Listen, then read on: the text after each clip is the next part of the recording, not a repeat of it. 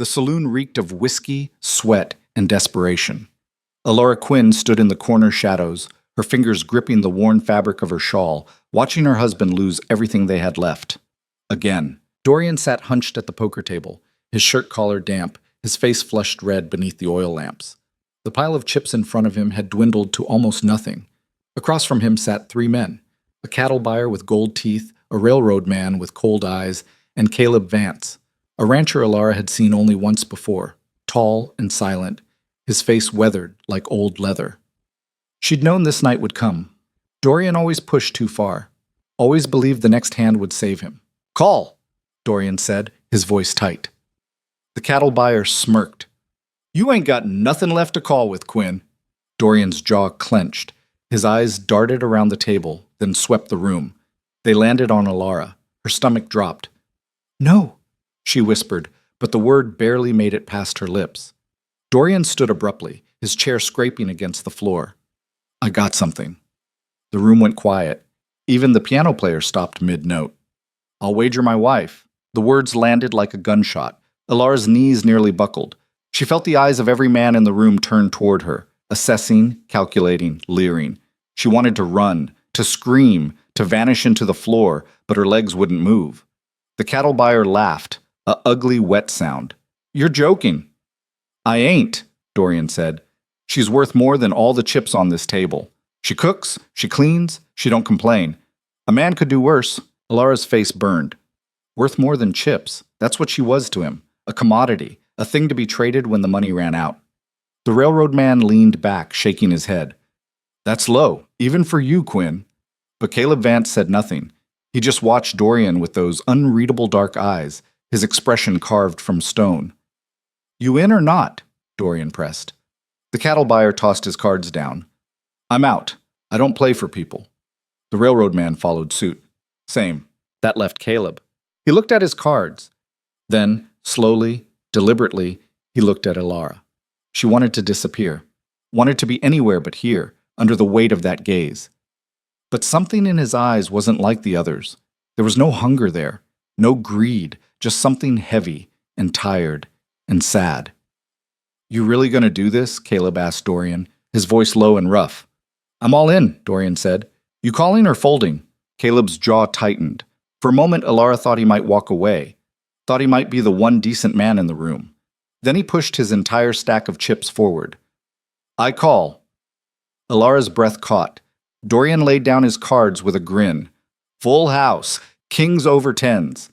The grin died as Caleb spread his hand across the table. "4 jacks." The room erupted. Men shouted, chairs scraped, someone whistled. Dorian went white, his mouth opening and closing like a landed fish. Caleb stood, his movements slow and deliberate. He walked toward Alara, and she backed against the wall, her heart pounding so hard she thought it might crack her ribs. He stopped a few feet away. Up close, she could see the lines around his eyes, the scar along his jaw, the way his shoulders carried weight that had nothing to do with muscle. "You got a coat?" he asked quietly. She blinked. "What?" "A coat. It's cold outside." She glanced at Dorian, who was still staring at the cards like they'd betrayed him. "I have a shawl." Caleb nodded. "Get it."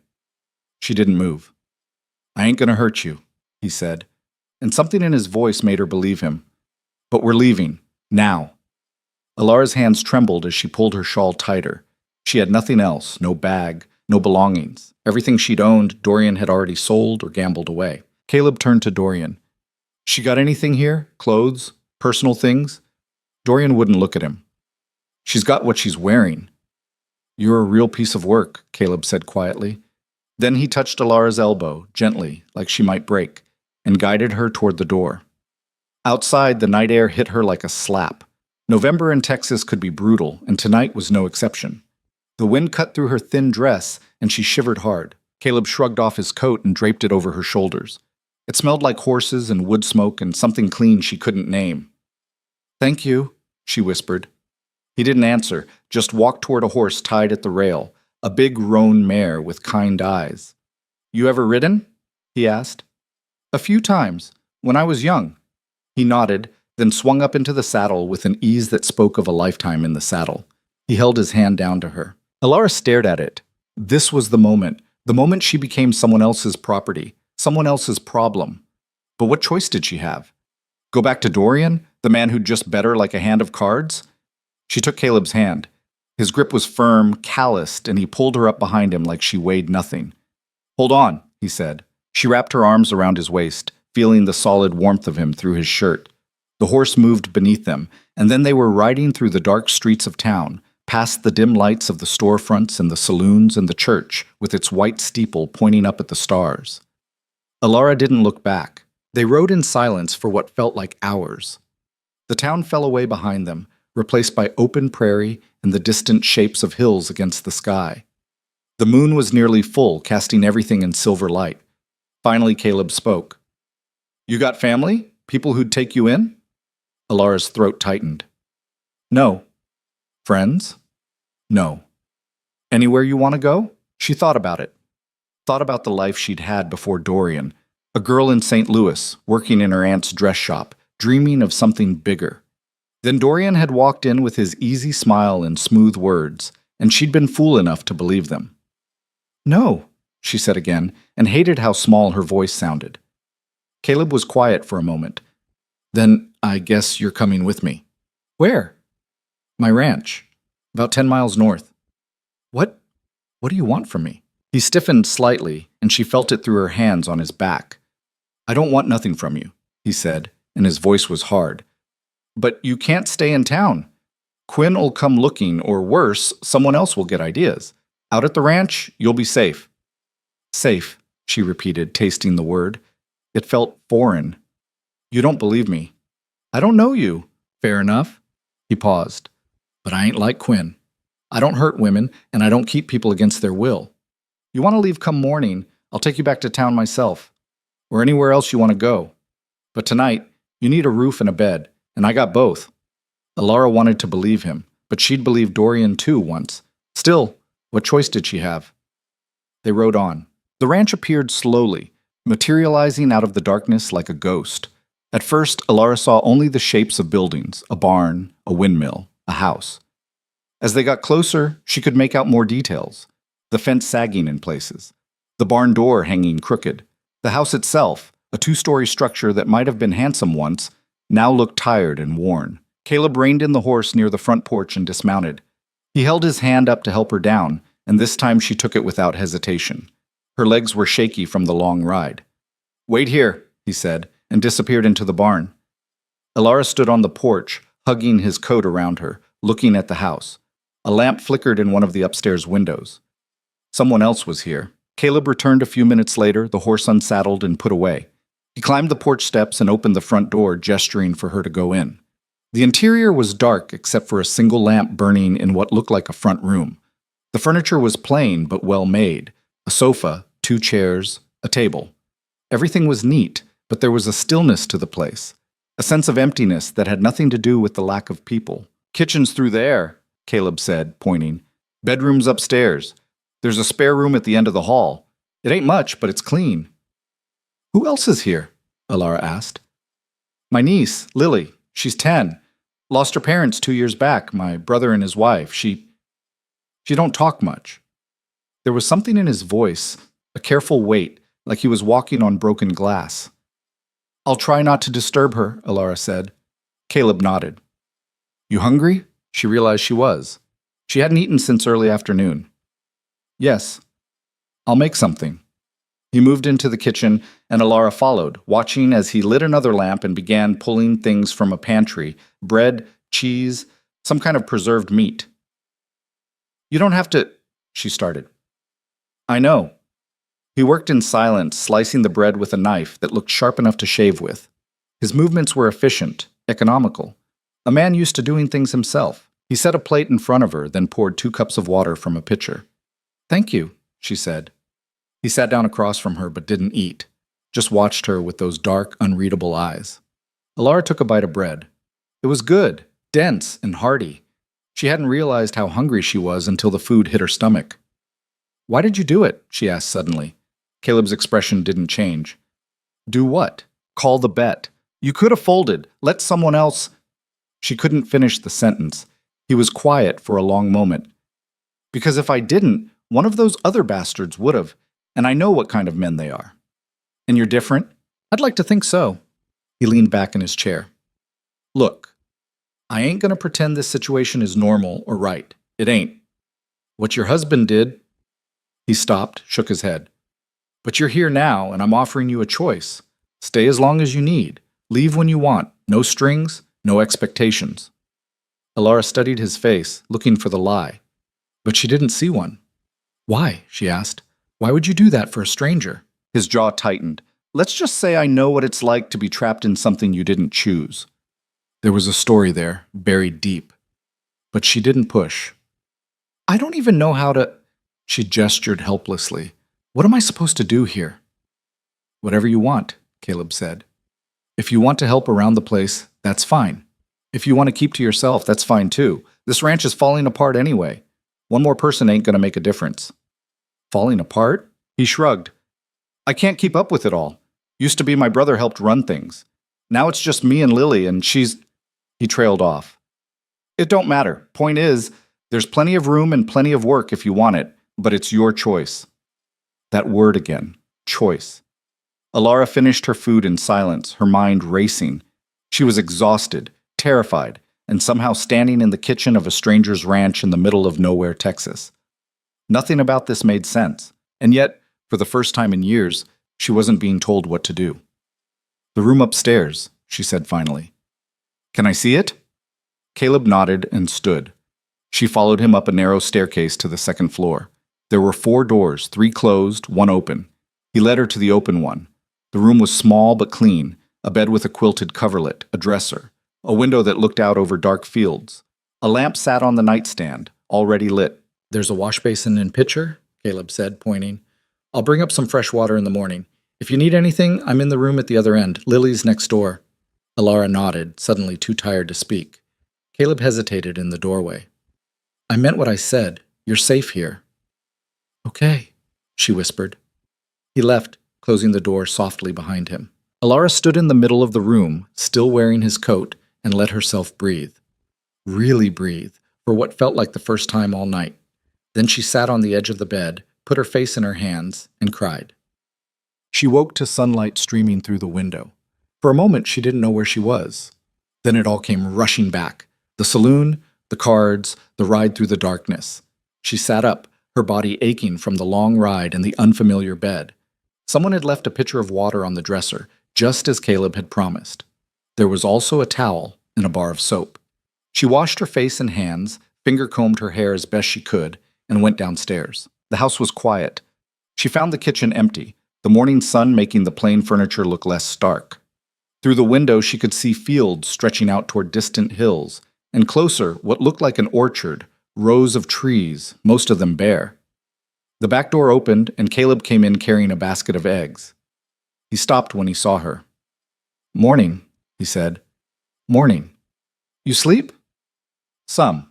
He nodded and set the basket on the counter. I'm making breakfast. You eat eggs?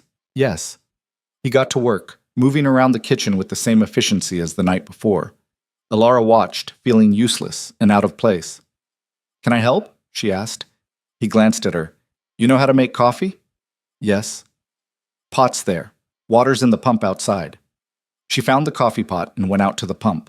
The morning air was crisp and cold, but the sun felt good on her face. She worked the pump handle, watching the clear water flow, and filled the pot. Back inside, she got the coffee going while Caleb fried eggs and sliced more of that good bread. They worked in companionable silence. A small sound made Alara look up. A girl stood in the doorway, thin, with dark hair and large eyes that seemed too big for her face. She wore a simple dress and no shoes. Morning, Lily, Caleb said, his voice softening. Come eat. The girl didn't speak, just moved to the table and sat down, her eyes flicking to Alara and then away. Caleb set plates in front of them. Eggs, bread, some bacon he'd pulled from somewhere. Alara poured coffee for herself and Caleb and milk for Lily from a jar in the cold box. They ate in silence. Lily picked at her food, eating slowly, never looking up. After breakfast, Caleb stood. I got work to do. Lily, you got your lessons? The girl nodded. Good. He looked at Alara. You're welcome to look around, house, land, whatever. Like I said, this is, well, You're free to go where you want." Then he was gone, his back door closing behind him. Alara looked at Lily. The girl was staring at her plate. "Do you want help with your lessons?" Alara asked gently. Lily's eyes lifted, just for a second. Then she shook her head and left the table, disappearing upstairs. Alara sighed and began clearing the dishes. She spent the morning exploring. The house was bigger than it had seemed at night, 2 stories with rooms that felt empty and unused.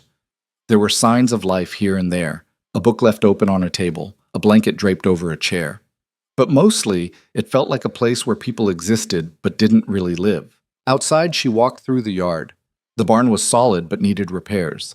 She could see gaps in the boards, missing shingles. Beyond it, the orchard stretched out in neat rows.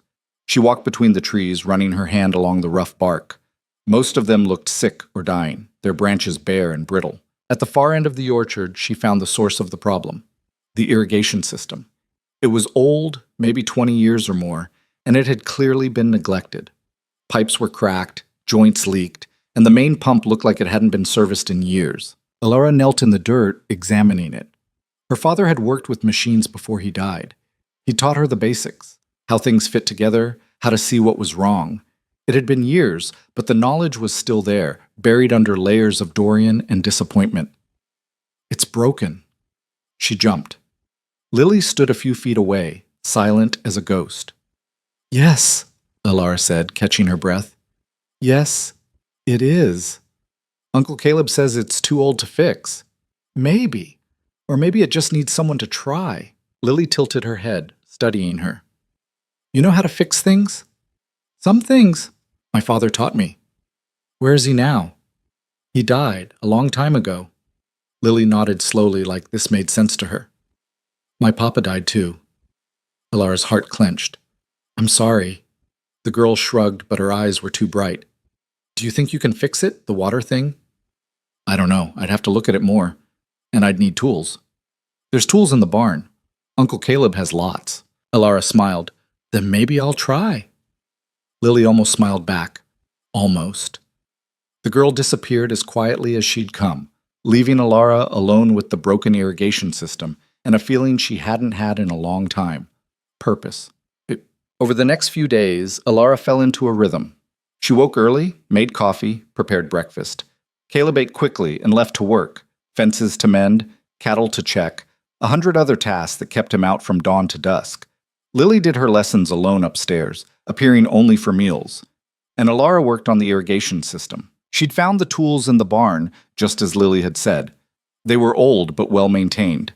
She started with the pump, taking it apart piece by piece, cleaning each component, replacing what she could with scrap metal she found lying around.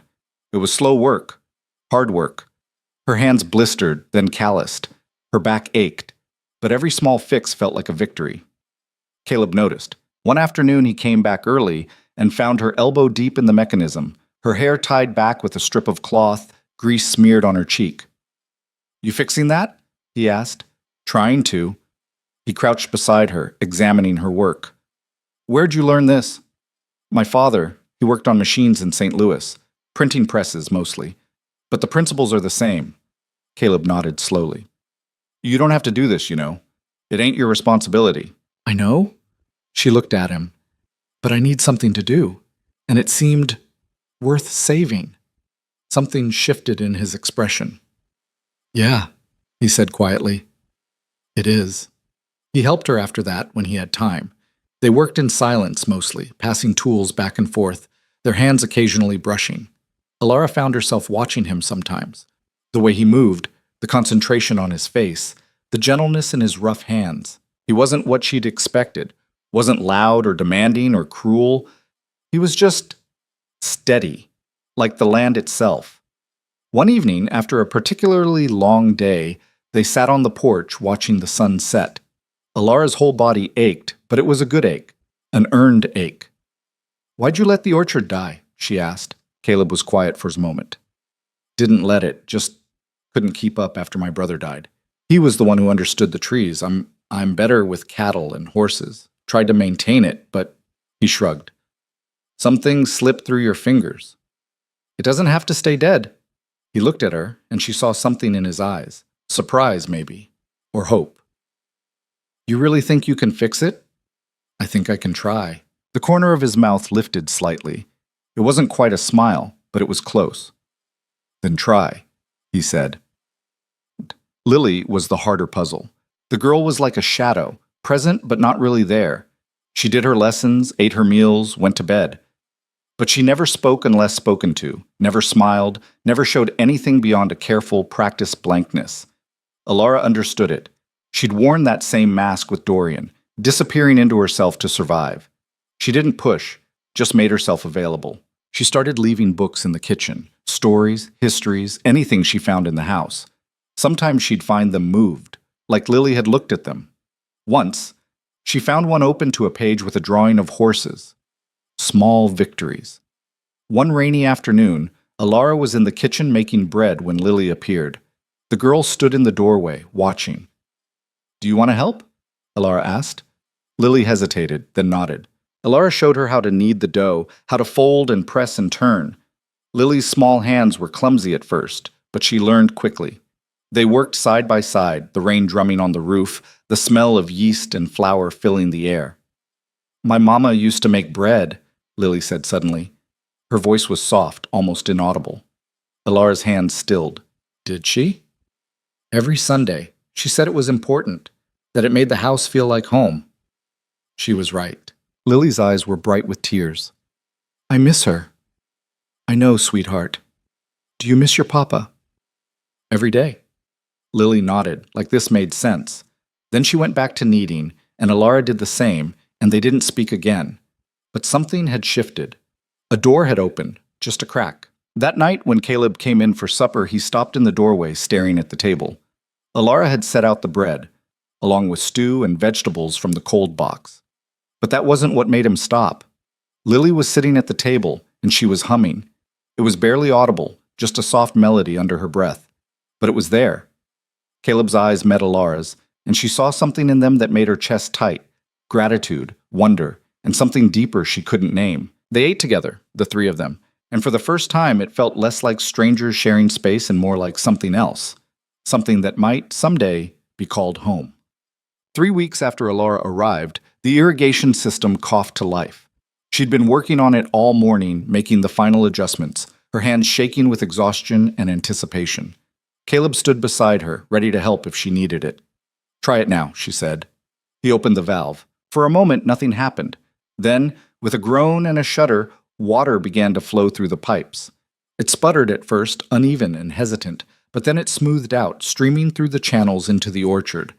Alara let out a breath she didn't know she'd been holding. You did it, Caleb said, and his voice was full of something she couldn't quite identify.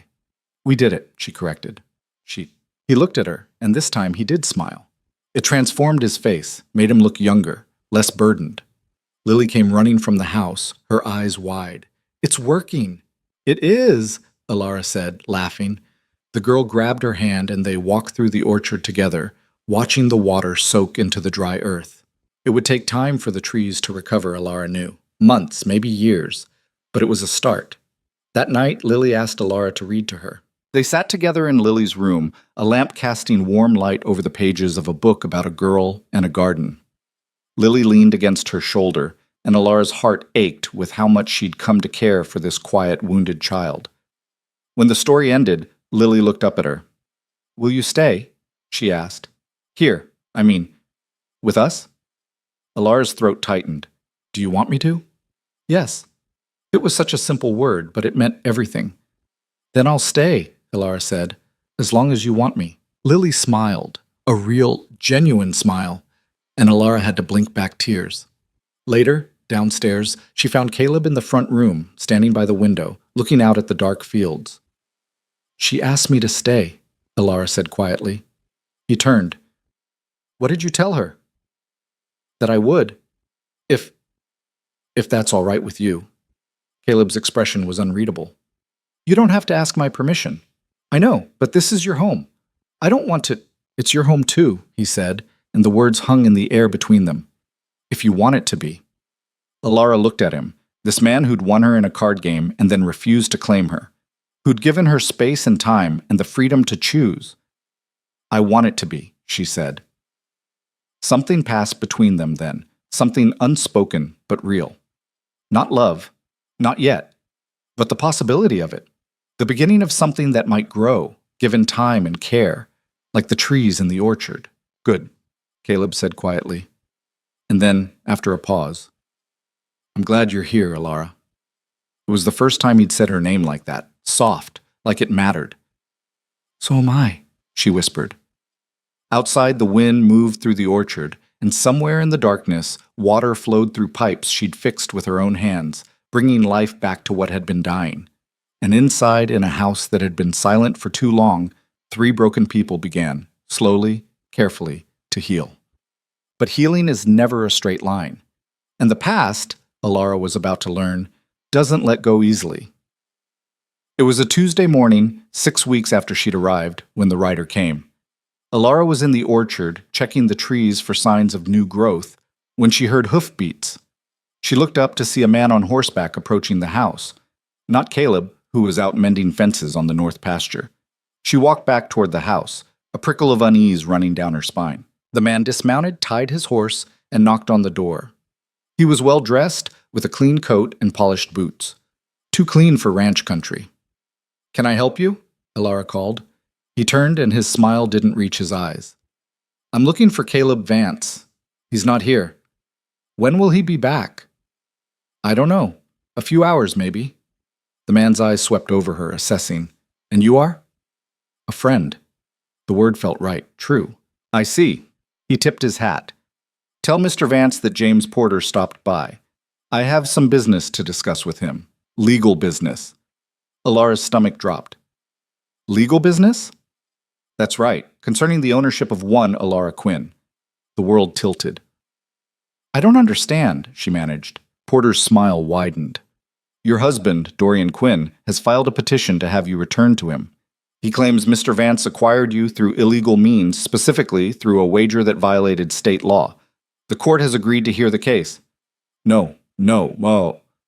Ball? No. That's not... Alara's voice shook. "I'm not his property. I'm not anyone's property. I'm afraid the law sees it differently, ma'am. You're a married woman. Your husband has legal claim to your presence and your labor. Mr. Vance will need to prove he has legitimate right to keep you here. Otherwise..." He shrugged. "Well, the court will decide." Alara couldn't breathe. The sky was too bright, the ground too unsteady. "Tell Mr. Vance I'll be back tomorrow," Porter said. "Good day, ma'am." He mounted his horse and rode away, leaving Alara standing in the yard, her whole world crumbling around her. She'd been a fool, had let herself believe she could be free, had let herself care, let herself hope, let herself imagine a future that was never really hers to claim. Dorian was coming for her, and this time there might be no escape. Alara stood frozen in the yard long after the lawyer disappeared down the road, his words echoing in her skull like a death sentence. The sun was too bright, the air too thin. Her legs felt like water. She made it to the porch steps before her knees gave out. She sat hard on the wood, hands shaking, bile rising in her throat. Dorian was coming for her. The law was on his side, and everything she'd built here, the orchard, the fragile trust with Lily, the careful peace she'd found with Caleb, all of it could be ripped away by a judge's signature. She pressed her palms against her eyes, trying to think through the panic. There had to be a way out. There had to be. But what? Run? Where would she go? She had no money, no family, no friends outside this ranch. And even if she ran, Dorian would find her. Men like him always did. The sound of hoofbeats made her jerk her head up. Caleb was riding in from the north pasture, his hat pulled low against the sun. He saw her on the steps and immediately urged his horse faster. He was off the saddle before the animal had fully stopped. What happened? Alara opened her mouth, but nothing came out. Her throat had closed up completely. Caleb knelt in front of her, his face tight with concern. "Alara, talk to me." "A lawyer," she managed, came by. His name was Porter. She watched the recognition flash across Caleb's face, followed quickly by something darker. "What did he say?" "Dorian's filed a petition to get me back. He's claiming the card game was illegal, that you don't have any right to..." She couldn't finish. The words were too ugly. Caleb's jaw went hard as stone. He stood, turned away, ran a hand through his hair. When he spoke, his voice was low and controlled, but she could hear the anger underneath. "That son of a..." "He said there's a court hearing, that the law sees me as Dorian's property. Her voice cracked. He's going to take me back, Caleb. The law's on his side. The hell it is. You heard what Porter said. I'm married. That means... It don't mean nothing. Caleb spun back to face her. You're not going anywhere. You can't fight the law. Watch me. But even as he said it, Alara could see the doubt in his eyes. He knew as well as she did how these things worked. A woman had no rights against her husband. The fact that Dorian had gambled her away didn't matter. Not to a judge. Not to the law. Maybe I should just go, she said quietly. Before this gets worse, before Dorian causes trouble for you and Lily. No. The word was hard, final. You're staying. Caleb. I said no. He crouched down again, meeting her eyes. I ain't letting him take you. I don't care what some lawyer says. This is your home now. You understand me? Alara wanted to believe him. Wanted it so badly it hurt. What if you don't have a choice? She whispered. Something flickered across his face. Fear, maybe, though he hid it quickly. Then we'll make one. The back door creaked open. Lily stood there, her face pale. What's wrong? Alara stood quickly, trying to compose herself. Nothing, sweetheart, just some business talk. But Lily wasn't fooled. She looked between them, her eyes too knowing for a 10-year-old. Someone's trying to take you away. Alara's heart broke at the fear in the girl's voice. No one's taking me anywhere. You promise? Alara opened her mouth to promise, then stopped. She wouldn't lie to this child, not about something this important. I'm going to try very hard to stay, she said instead. That's all I can promise. Lily's face crumpled. She turned and ran back into the house, her footsteps pounding up the stairs. Alara started after her, but Caleb caught her arm. Let her go. She needs time. She's scared. So are you. His hand was still on her arm, warm and steady. We're all scared. But running to her crying ain't gonna help. He was right. Alara knew it. But every instinct screamed at her to go comfort the child, to fix this somehow. What do we do? She asked. Caleb released her arm. First thing, I'm riding to town. Gonna talk to a real lawyer, not Dorian's lapdog. See what our options are. And if there aren't any? There's always options. Just gotta find them. He headed toward his horse, then stopped. You got a gun? The question caught her off guard. What? No. He went into the house and came back a minute later with a rifle. He handed it to her, and she took it automatically, the weight unfamiliar in her hands. You know how to use this? Not really. Then learn, fast. His face was grim. I don't trust Porter, and I sure as hell don't trust whatever Dorian's planning. You see anyone coming up that road who ain't me, you get Lily, and you lock yourselves in the house. Don't open the door for nobody. Alara's mouth went dry. You think he'd come here? Try to take me by force? I think desperate men do desperate things, and Quinn's been desperate his whole life. He mounted his horse. I'll be back before dark. You stay alert. Then he was gone, riding hard toward town, leaving Alara standing in the yard with a rifle she didn't know how to use and a growing sense of dread in her gut. She went inside. The house was too quiet. She set the rifle by the door and climbed the stairs to Lily's room. The girl was curled on her bed facing the wall. Lily? No response. Alara sat on the edge of the bed. I know you're scared. I'm scared too. Still nothing. But your uncle's going to figure this out. He's not going to let anything bad happen. Lily rolled over then, her eyes red. That's what my papa said, before the fever took him. He said nothing bad would happen, but it did. The words were like a knife to Alara's chest. Oh, sweetheart. Everyone leaves, Lily said, her voice small and broken.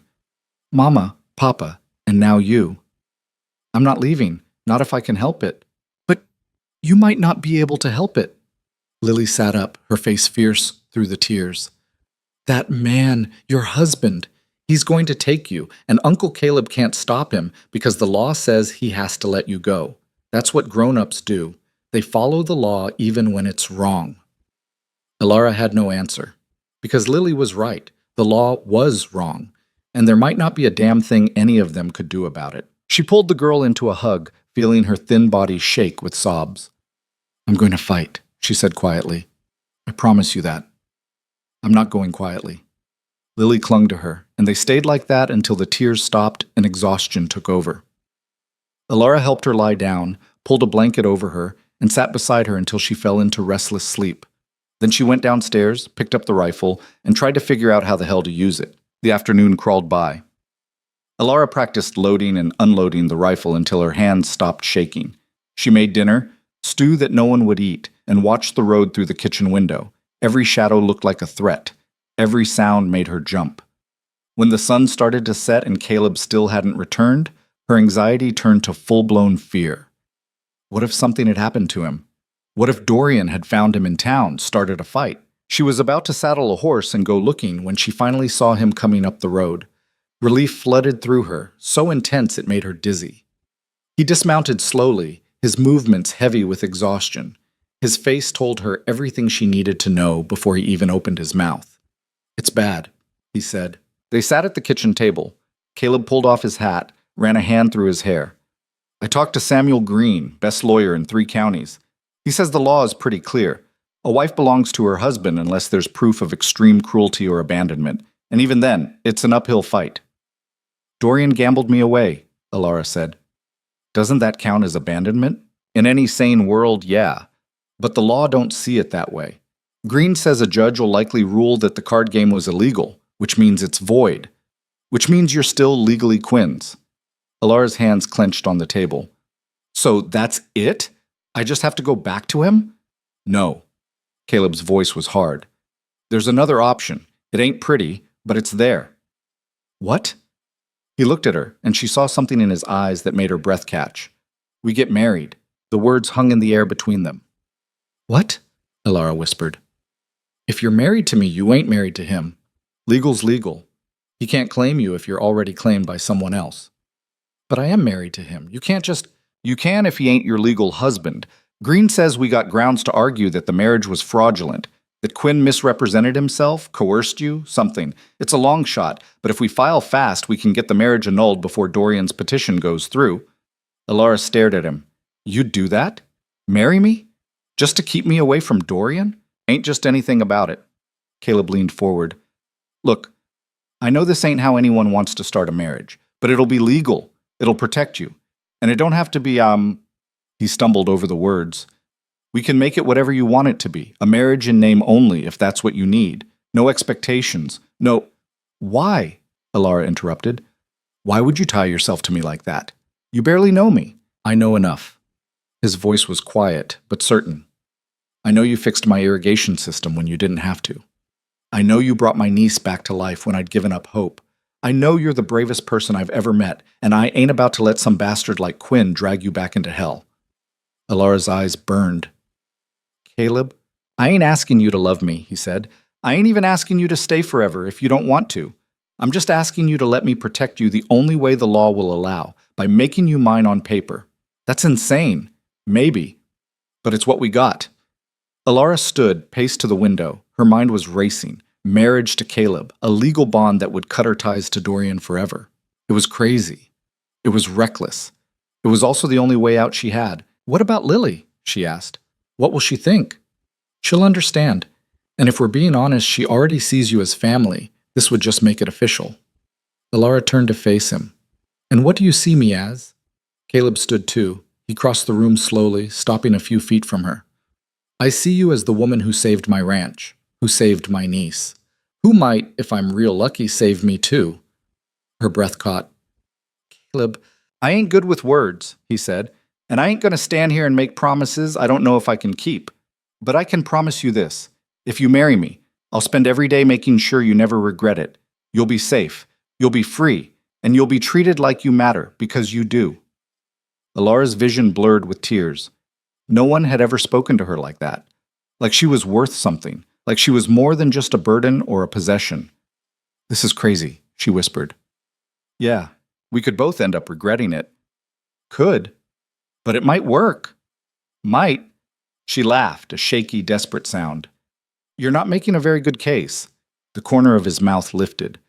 "Ain't trying to sell you something you don't want. Just laying out the truth." Alara looked at him. Really looked. At the lines around his eyes, the scar on his jaw, the way he stood like he was ready to face down the world if he had to.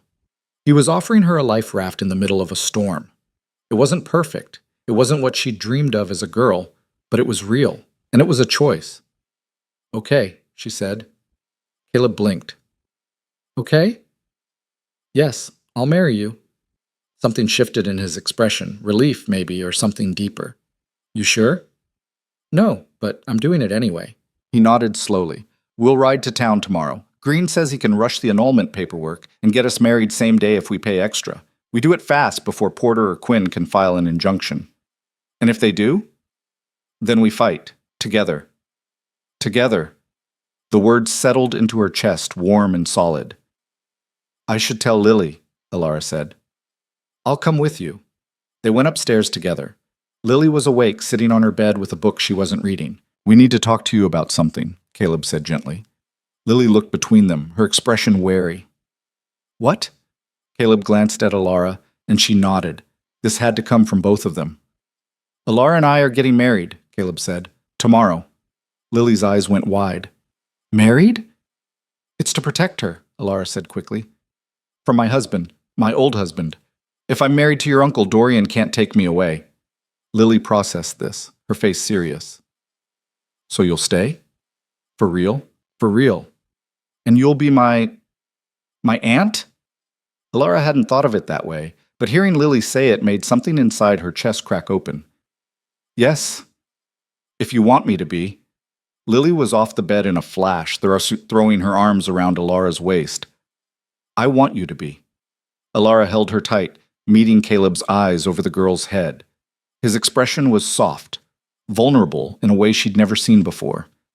Then it's settled, he said quietly. We'll all be a family. That night, Alara couldn't sleep. She lay in bed, staring at the ceiling, trying to process what she'd agreed to. Tomorrow she'd marry Caleb Vance, a man she'd known for less than 2 months, a man who'd won her in a card game and then refused to claim her, until now. But this was different. This was her choice, her decision.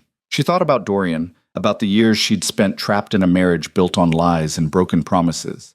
She'd been so young when she'd married him, so naive. She'd believed his charm, his assurances that he'd take care of her.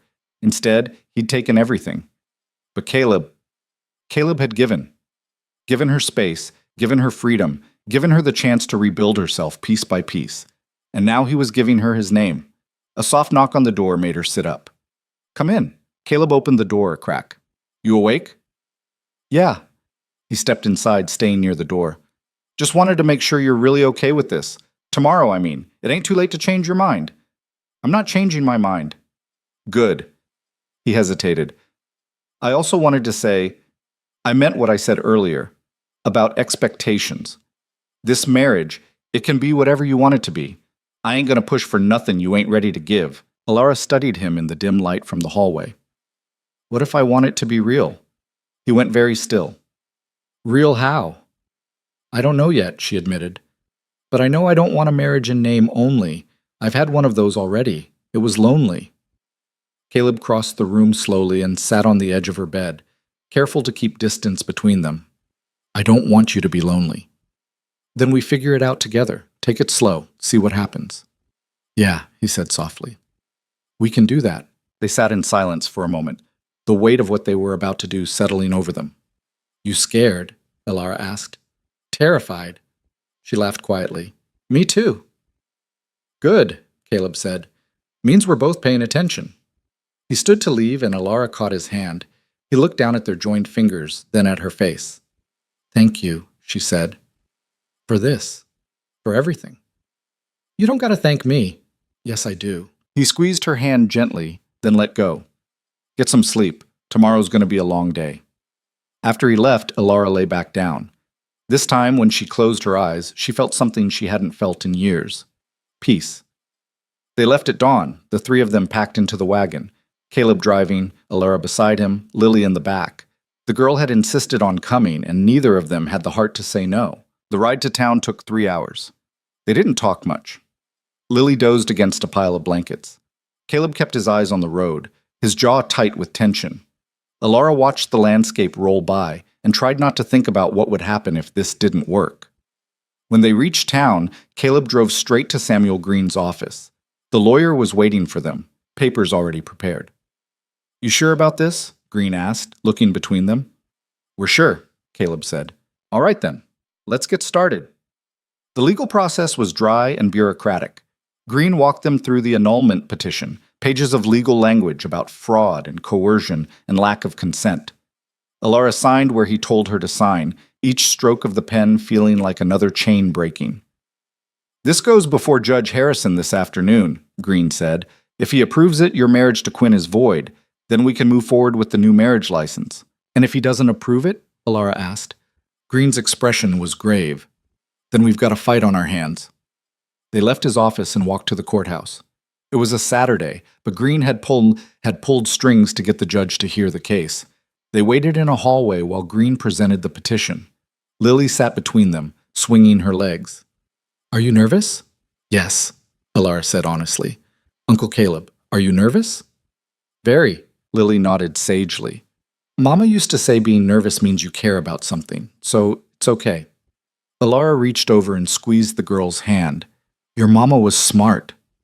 "I know." The door opened. Green gestured them inside. Judge Harrison was an older man with white hair and sharp eyes. He looked at Alara over his spectacles. "Mrs. Quinn, I've reviewed your petition. This is a serious claim you're making." "Yes, sir." "Marriage annulment isn't granted lightly. You understand that?" "I do." "And you're prepared to testify under oath that your marriage to Dorian Quinn was entered into under false pretenses?" Alara thought about all the lies Dorian had told her, all the promises he'd broken. "Yes, sir, I am." Harrison leaned back in his chair. "Tell me about it. How did you meet Mr. Quinn?" So Alara told him. About the dress shop in St. Louis, about Dorian's charm, his promises of a good life, about how quickly things had changed after the wedding, the drinking, the gambling, the way he'd spent every penny and then started selling her things to cover his debts. "And the night he wagered you in a card game?" Harrison asked. "I was there," Alara said quietly. "He didn't ask my permission, didn't even hesitate, just put me on the table like I was property." Harrison's expression didn't change, but something flickered in his eyes. "And Mr. Vance here, he won that game?" "Yes, sir." "And what has your arrangement been since then?" Caleb spoke up. "She's been a guest on my ranch, Your Honor. Free to come and go as she pleases. I ain't made any claims on her." "Until now," Harrison said pointedly. "Until now," Caleb agreed. "Because Quinn's trying to force her back. And I ain't gonna let that happen." Harrison studied them both. The silence stretched out, heavy and suffocating. Finally, he spoke. "Mr. Quinn's petition for your return was filed 3 days ago. His lawyer claims you're his legal property and that Mr. Vance is unlawfully harboring you." Alara's heart sank. "However," Harrison continued, "having heard your testimony and reviewed the evidence of Mr. Quinn's behavior, I'm inclined to agree that the marriage was fraudulent. A man who gambles away his wife has broken the fundamental covenant of marriage." Hope flared in Alara's chest. "Therefore, I'm granting the annulment. Effective immediately, you are no longer married to Dorian Quinn." Alara's legs went weak. Caleb's hand found her elbow, steadying her. "Thank you," she whispered. Harrison wasn't done. "However, be aware that Mr. Quinn will likely appeal this decision. And if you're unmarried when that happens, you could be vulnerable to his claims. My advice? Whatever you're planning to do next, do it quickly." Green stepped forward. "We have a marriage license ready to file, Your Honor. Mr. Vance and Miss Quinn wish to marry today." Harrison raised an eyebrow. "Today?" "Yes, sir." The judge looked at Alara. "This is what you want?" "Yes. You understand you're trading one husband for another mighty quick?" "It's not the same," Alara said firmly. "This time, it's my choice." Something in Harrison's face softened. "All right then. I can perform the ceremony here if you'd like. Save you a trip to the church." 15 minutes later, Alara stood beside Caleb in the judge's chambers, Lily between them, and listened as Harrison read through the marriage vows. "Do you, Caleb Vance, take this woman to be your lawfully wedded wife?" "I do," Caleb said, his voice steady. "And do you, Alara Quinn, take this man to be your lawfully wedded husband?" Alara looked at Caleb, at the man who'd given her freedom and then asked her to choose him. "I do." "Then by the power vested in me by the state of Texas, I pronounce you husband and wife." It was done. Alara Quinn was dead. Alara Vance was born. They walked out of the courthouse into bright afternoon sunlight. Lily was chattering excitedly, but Alara barely heard her. She felt lightheaded, unreal, like she might float away. You okay? Caleb asked quietly. I don't know, she admitted. Ask me tomorrow. He smiled, a real smile, warm and genuine. Fair enough. They were halfway to the wagon when a voice stopped them cold. Well, ain't this touching? Elara spun around. Dorian Quinn stood 20 feet away, flanked by two men she didn't recognize. He looked different than she remembered, cleaner, better dressed. But his eyes were the same, cold and calculating. Dorian, she breathed. Elara. He smiled, and it didn't reach his eyes. Or should I say, Mrs. Vance. Heard you got yourself remarried. That was fast. Caleb stepped in front of her. You need to leave. I don't think so. Dorian's hand rested on his belt, near where a gun was holstered. See? I got rights. That's my wife you just married. Not anymore, Caleb said. Judge annulled your marriage an hour ago. She's legally mine now. We'll see what the appeals court has to say about that. You can appeal all you want. Won't change nothing. Dorian's smile widened. You really think a piece of paper is going to keep me from what's mine? She ain't yours, Caleb said, his voice deadly quiet. She never was. I paid for her, fed her, kept a roof over her head for 3 years. That makes her mine. Elara stepped around Caleb, meeting Dorian's eyes. You gambled me away. You have no claim. I made a mistake, Dorian said smoothly. A moment of weakness. I'm willing to forgive you for running off. Come back now, and we can forget this whole mess. No. His expression darkened. You don't got a choice, Elara. You're my wife. I was never your wife. I was your prisoner. Dorian took a step forward, so did his men. Caleb's hand moved to his own gun. Gentlemen, Samuel Green's voice cut through the tension. The lawyer had appeared on the courthouse steps, and he wasn't alone. Sheriff Tom Hackett stood beside him, hand on his belt. There a problem here? Hackett asked. Dorian's smile returned, though it was strained now. No problem, Sheriff. Just having a conversation with my wife. Your former wife, Green corrected. As of 1 hour ago, legally dissolved. You have no claim to her, Mr. Quinn. And if you continue to harass her or Mr. Vance, you'll be arrested for disturbing the peace. Dorian's jaw clenched. His eyes swept from Green to the sheriff to Caleb and finally to Elara. The look he gave her was pure venom. This ain't over, he said quietly. Yeah, Caleb said. It is. Dorian stared at him for a long moment. Then he turned and walked away, his men following. Elara didn't realize she was shaking until Caleb's arm came around her shoulders. He's gone, Caleb said. You're safe. But as they climbed into the wagon and started the long ride home, Elara couldn't shake the feeling that Dorian's parting words were a promise. This wasn't over. It was only beginning. The ride home felt longer than it should have.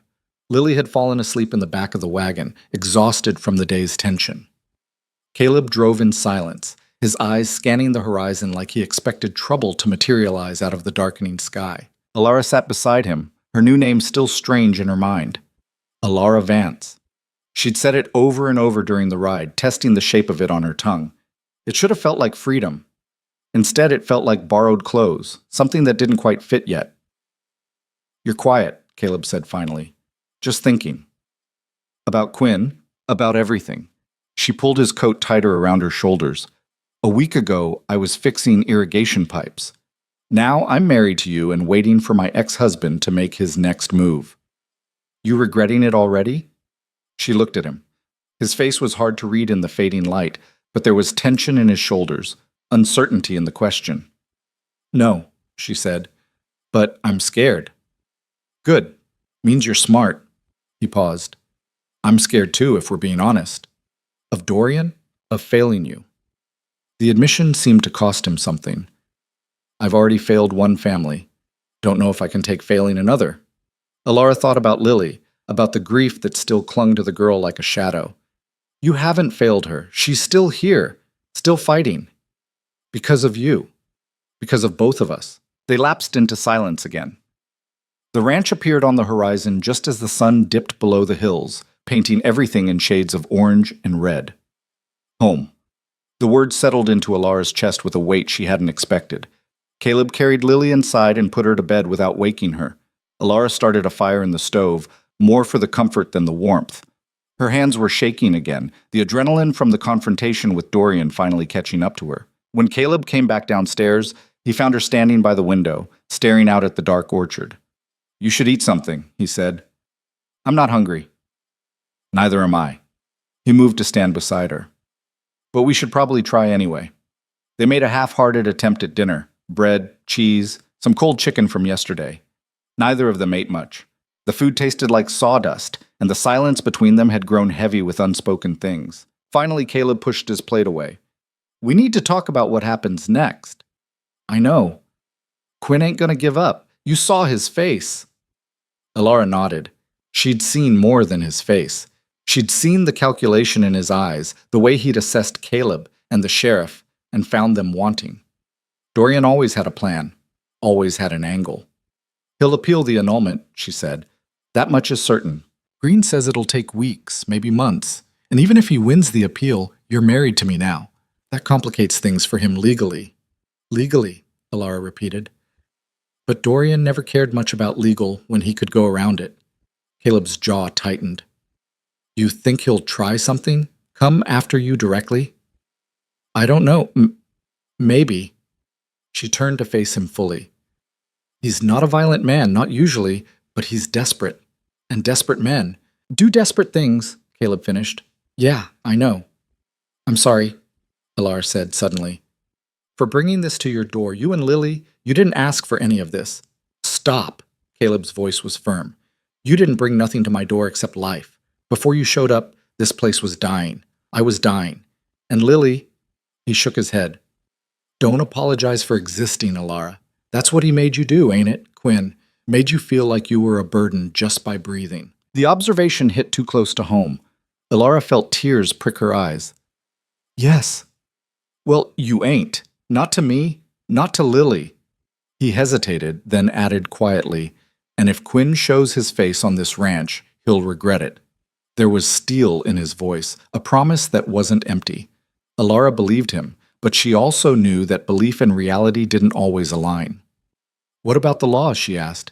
"If he files more petitions, gets a court order, then we fight it, same as before. But Elara, listen to me." He waited until she met his eyes. "I ain't letting him take you. I don't care what some judge says. You're my wife now. That means something to me." The intensity in his gaze made her breath catch. "Caleb, I know we ain't done this the normal way," he continued. "I know we barely know each other, but this is real to me, the marriage, the vows, all of it, and I protect what's mine." "I'm not property," she said, "but there was no heat in it." "No, you ain't, but you are mine. Same way I'm yours." He took a breath. "That's how marriage works, right? We belong to each other now. Equal partners." Equal partners. The words were so foreign to Elara she almost laughed. In her marriage to Dorian, she'd been less than a partner, less than a person most days. "I don't know how to do that," she admitted. "Be equal, be partners. Dorian never—" She stopped, the words catching in her throat. Caleb's expression softened. "Then we learned together, both of us." They stood there in the kitchen, the fire crackling behind them, and Elara felt something shift. Not love, not yet, but the foundation of it, maybe.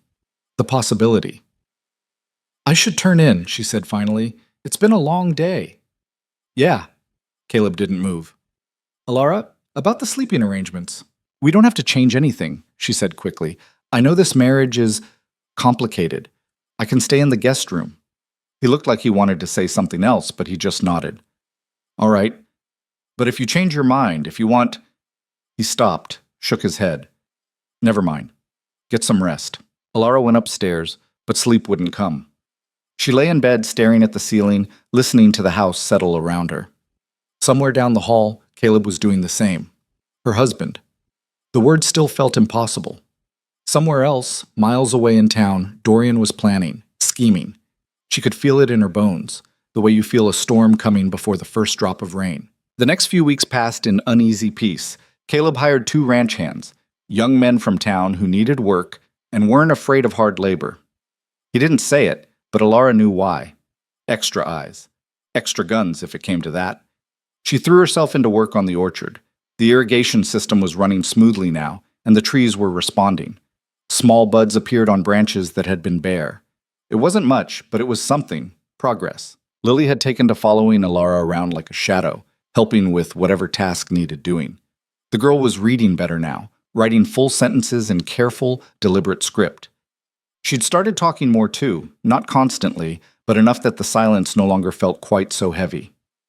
One afternoon, while they were pruning dead branches from the apple trees, Lily spoke up suddenly. "Are you and Uncle Caleb going to have babies?" Alara nearly dropped her shears. "What?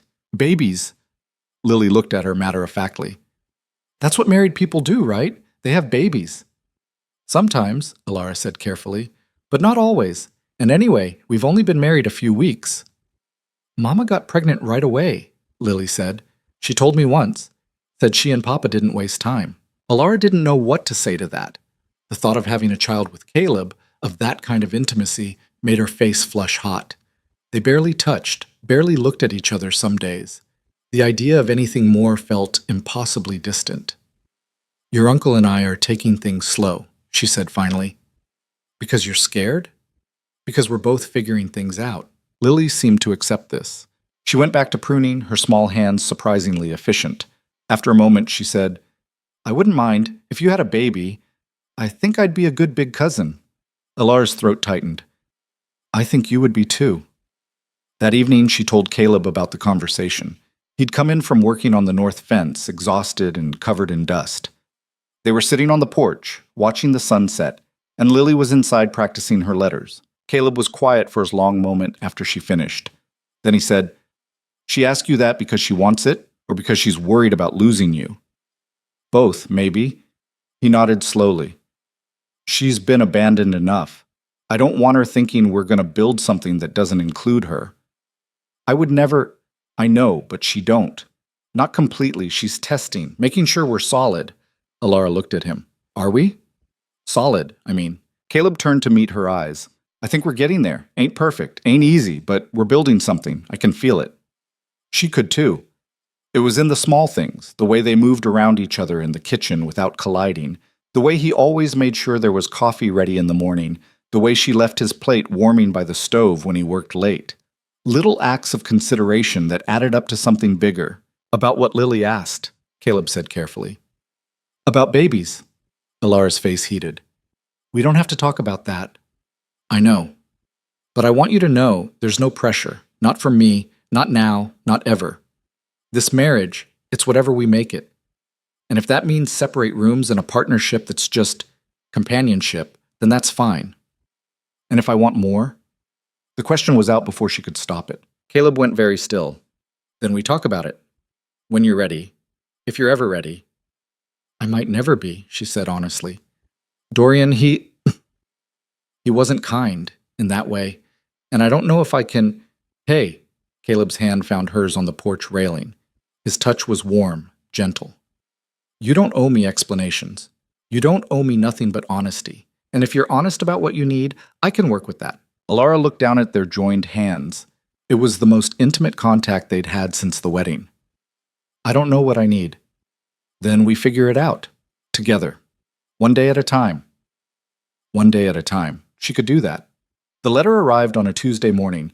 Alara was in the kitchen making breakfast when she heard the horse. She looked out the window and saw the same rider who delivered Dorian's first petition, Porter's man. Her stomach dropped. Caleb met him at the door.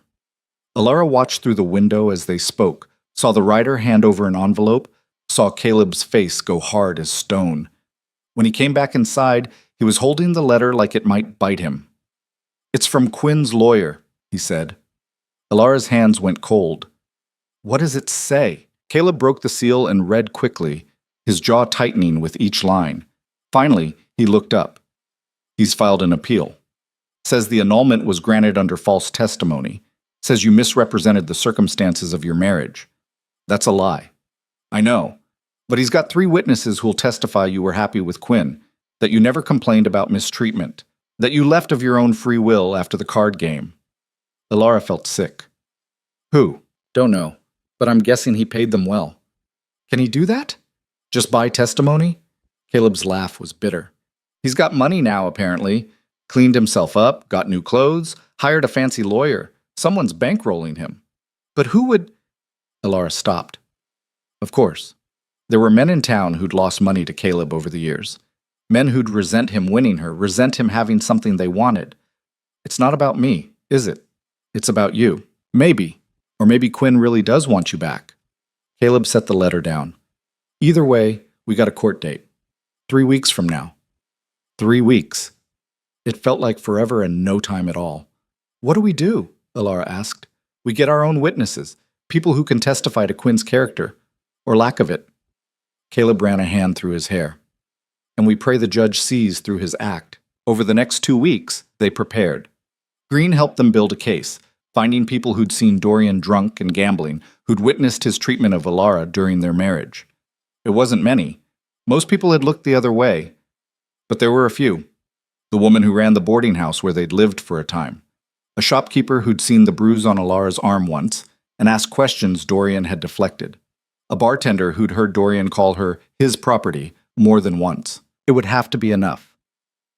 The night before the hearing, Alara couldn't sleep. She paced her room, her mind spinning through every possible outcome. What if the judge ruled in Dorian's favor? What if the annulment was reversed? Would she have to go back? Would they force her? A soft knock on her door made her jump. It's me, Caleb's voice came through the wood. She opened the door. He stood in the hallway, barefoot and wearing only his undershirt and trousers. His hair was mussed like he'd been running his hands through it. Can't sleep either? She asked. No? They stood there for a moment, neither quite knowing what to say. Can I come in? Caleb asked. Just to talk. I'll leave the door open. Alara stepped back, letting him enter. He sat in the chair by the window, and she sat on the edge of the bed. I keep thinking about tomorrow, she said, about all the ways it could go wrong. Me too. What if we lose? Caleb was quiet for a moment. Then we figure out the next step. But Alara, I want you to know, no matter what that judge says tomorrow, you ain't going back to Quinn. Not while I'm breathing. That's not a plan, Caleb. That's a fantasy. Maybe, but it's all I got. He leaned forward, elbows on his knees. I ain't an educated man. I don't know fancy words or legal strategies, but I know right from wrong. And giving you back to a man who treated you like dirt, that's wrong. So if the law says different, then the law can go to hell. You could go to jail. Rather be in jail than live knowing I let him take you. The fierceness in his voice made Alara's eyes burn. Why? Why does this matter so much to you? Caleb looked at her, and in the dim lamplight, his face was open in a way she'd never seen. Because you're the first good thing that's happened to this ranch in years. Because Lily smiles now, and that's because of you. Because when I wake up in the morning, I got a reason to get out of bed that ain't just obligation. Caleb, and because somewhere along the way, I stopped thinking of you as the woman I won in a card game and started thinking of you as my wife. My actual wife. And that means something to me. Alara couldn't breathe. The air in the room had gone thick, heavy with words they'd both been avoiding. I don't know if I can be what you need, she whispered. You already are. I'm broken, Caleb. Dorian, he... She stopped, the old shame rising up. He broke something in me, and I don't know if it can be fixed. Caleb stood and crossed to her. He knelt in front of the bed, eye level with her. Listen to me. You ain't broken. You're healing. There's a difference. You don't know. I know you rebuilt an irrigation system from scraps. I know you taught a traumatized little girl to read and laugh again. I know you stand up straight when you used to hunch your shoulders, and I know you look me in the eye now when you talk. His hand came up, hovering near her face, but not touching. That ain't broken. That's strong. Stronger than most people I've ever met. A tear slipped down Alara's cheek. I'm so scared. I know. But you don't have to be scared alone. Not anymore. His hand finally made contact, his thumb brushing away the tear. The touch was gentle, reverent. Alara closed her eyes, leaning into it despite herself. Stay, she whispered. Tonight. Just so I'm not alone. Caleb stiffened. Alara, not for that, she said quickly. Just to sleep. I don't want to be alone tonight. He studied her face, searching for certainty. Whatever he saw must have convinced him, because he nodded slowly. They lay down on opposite sides of the bed, a careful distance between them. Alara curled on her side, and Caleb stayed on his back, staring at the ceiling. Thank you, she said quietly. For what? For giving me a choice. Always giving me a choice. His hand found hers in the darkness between them. That's what partners do. She fell asleep like that, holding his hand, and for the first time since Porter had shown up with that first petition, she slept through the night. The courthouse was packed. Alara hadn't expected that. She'd thought it would be a quiet proceeding, just lawyers and a judge. Instead, it seemed like half the town had shown up to watch the spectacle. Dorian sat at the front with Porter, looking every inch the respectable gentleman. New suit, clean-shaven, hair combed back. He looked nothing like the desperate gambler who'd wagered his wife 2 months ago. Alara sat beside Caleb and Green, her hands folded in her lap to hide the shaking. Lily was with a neighbor. They'd agreed the courtroom was no place for a child. Judge Harrison called the proceedings to order. We're here to consider the appeal of Dorian Quinn regarding the annulment of his marriage to Alara Quinn, now Alara Vance. Mr. Porter, you may present your case. Porter stood, and Alara's stomach churned as he began to speak. He painted a picture of a happy marriage destroyed by one bad night. Dorian had made a mistake, yes, but he'd been drinking, hadn't been in his right mind. He'd spent the last 2 months sober, working to rebuild his life, desperate to make amends to the wife he loved. It was such a complete fabrication that Alara almost laughed. Almost. Then Porter called his witnesses. The first was a woman Alara barely recognized, someone who'd lived in their building in St. Louis. She testified that Alara had seemed happy, that she'd never heard any fights, never seen any signs of distress. The second was a man from the saloon where Dorian had gambled. He claimed Alara had been there willingly that night, that she'd been smiling, that the whole thing had seemed consensual. Lies. All of it lies. But they sounded believable. That was the worst part. Finally, Porter called Dorian himself to the stand. Alara watched her ex-husband swear to tell the truth, watched him settle into the witness chair with the ease of a man who'd rehearsed every word. Mr. Quinn, Porter began, can you describe your marriage to Alara? It was good, Dorian said, his voice steady. We had our struggles, like any couple. Money was tight sometimes, but I loved her, still do. And the night of the card game? Dorian's face fell into practiced remorse. I was drunk. Stupid. I made a terrible mistake and I've regretted it every day since. I never meant to hurt her. Have you tried to contact her since she left? Of course, I want her back. I want to make things right. And if the court allows it, what would you do differently? Everything. Dorian looked right at Alara, his eyes pleading. I'd be the husband she deserves. I'd take care of her, protect her. I've changed, Alara. I swear to you, I've changed. The performance was flawless. Even Alara, who knew every lie that fell from his lips, felt a flicker of doubt. What if he had changed? What if... No. She crushed the thought immediately. Dorian hadn't changed. Men like him never did. This was just another game. Another con. Green stood for cross-examination. Mr. Quinn, you say you loved your wife. Is that why you gambled her away? I was drunk. You were sober enough to play poker, sober enough to count cards, but too drunk to know wagering a human being was wrong? Dorian's jaw tightened. I made a mistake. A mistake you're now trying to correct by forcing her to return to you against her will? It's not against her will. She's my wife. She belongs with me. She annulled the marriage. Legally, she's not your wife anymore. Because she was coerced, Dorian shot back. Vance manipulated her, took advantage of her when she was vulnerable. Is that so? Green pulled out a paper. I have testimony here from Mrs. Sarah Jennings, who runs the boarding house where you and Mrs. Vance, lived for 18 months. She states that on multiple occasions she witnessed you verbally abusing your wife, calling her names, belittling her. Does that sound like a loving husband to you? Dorian's face flushed. That woman's lying. I also have testimony from Tom Barnes, a shopkeeper, who says he once saw bruises on Mrs. Vance's arms. When he asked about them, you told him to mind his own business. Care to explain that? She bruised easy, always clumsy. Clumsy, Green repeated flatly. And the gambling debts? The fact that you sold her possessions to cover your losses? Was she clumsy about that too? I did what I had to do to survive. At her expense. Dorian's mask was cracking now, the anger seeping through. She's my wife. What I do with my property is my business. The words hung in the air. Property.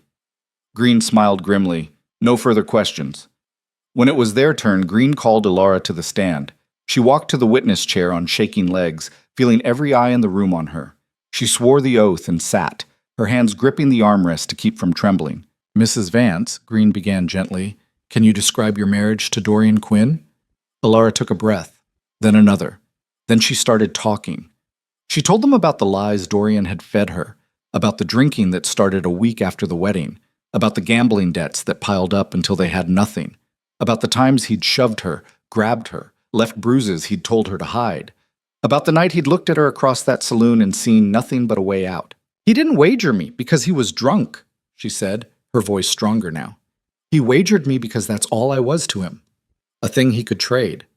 And when Mr. Vance won, I thought it would be the same, but it wasn't. How was it different? Green asked. He gave me a choice, Alara said simply. That first night he told me I could leave whenever I wanted. No strings, no obligations. He treated me like a person, not property. And when Dorian came back and tried to take me, Caleb protected me. Not because he owned me, but because he respected me. She looked at Caleb then, sitting at the table. His eyes were fixed on her, steady and sure. That's the difference, she said. Dorian thinks love is ownership. Caleb knows it's freedom. When she stepped down, Dorian was staring at her with such hatred she felt it like a physical blow. But she held her head high as she walked back to her seat. Judge Harrison called for closing arguments. Porter painted Dorian as a reformed man seeking redemption. Green painted him as an abuser trying to reclaim his victim. Then Harrison retired to his chambers to deliberate. The wait was agony. An hour passed. Then 2. Alara sat between Caleb and Green, her nails digging into her palms. Caleb's hand found hers under the table, and she gripped it like a lifeline. Finally, Harrison returned. The courtroom fell silent. I've reviewed all the testimony and evidence presented today, Harrison began. This is not a simple case. On one hand, we have a man claiming he's changed and wants to save his marriage. On the other, we have a woman claiming abuse and seeking freedom. Alara's heart hammered against her ribs. However, Harrison continued, the evidence of Mr. Quinn's past behavior is substantial. More importantly, Mrs. Vance's testimony was credible and consistent. She has clearly stated her desire to be free of this marriage and has legally remarried another man. Hope flickered in Alara's chest. Therefore, I am denying Mr. Quinn's appeal. The annulment stands. Alara Vance is legally married to Caleb Vance, and Dorian Quinn has no claim to her whatsoever. The gavel came down. Alara couldn't breathe, couldn't think. The room spun. Then Caleb's arms were around her, and she was crying into his shoulder, and he was saying, it's over, you're safe. But across the room, Dorian was standing, his face twisted with rage, and the look he gave her was pure venom. His lips moved, though she couldn't hear the words over the noise of the courtroom, but she could read them clearly enough. This isn't over. They should have known better than to celebrate. The ride back to the ranch felt different this time, lighter, like a weight had been lifted. Lily chattered excitedly from the back of the wagon, asking questions about the trial, about what happened next, about whether Dorian would go away forever now.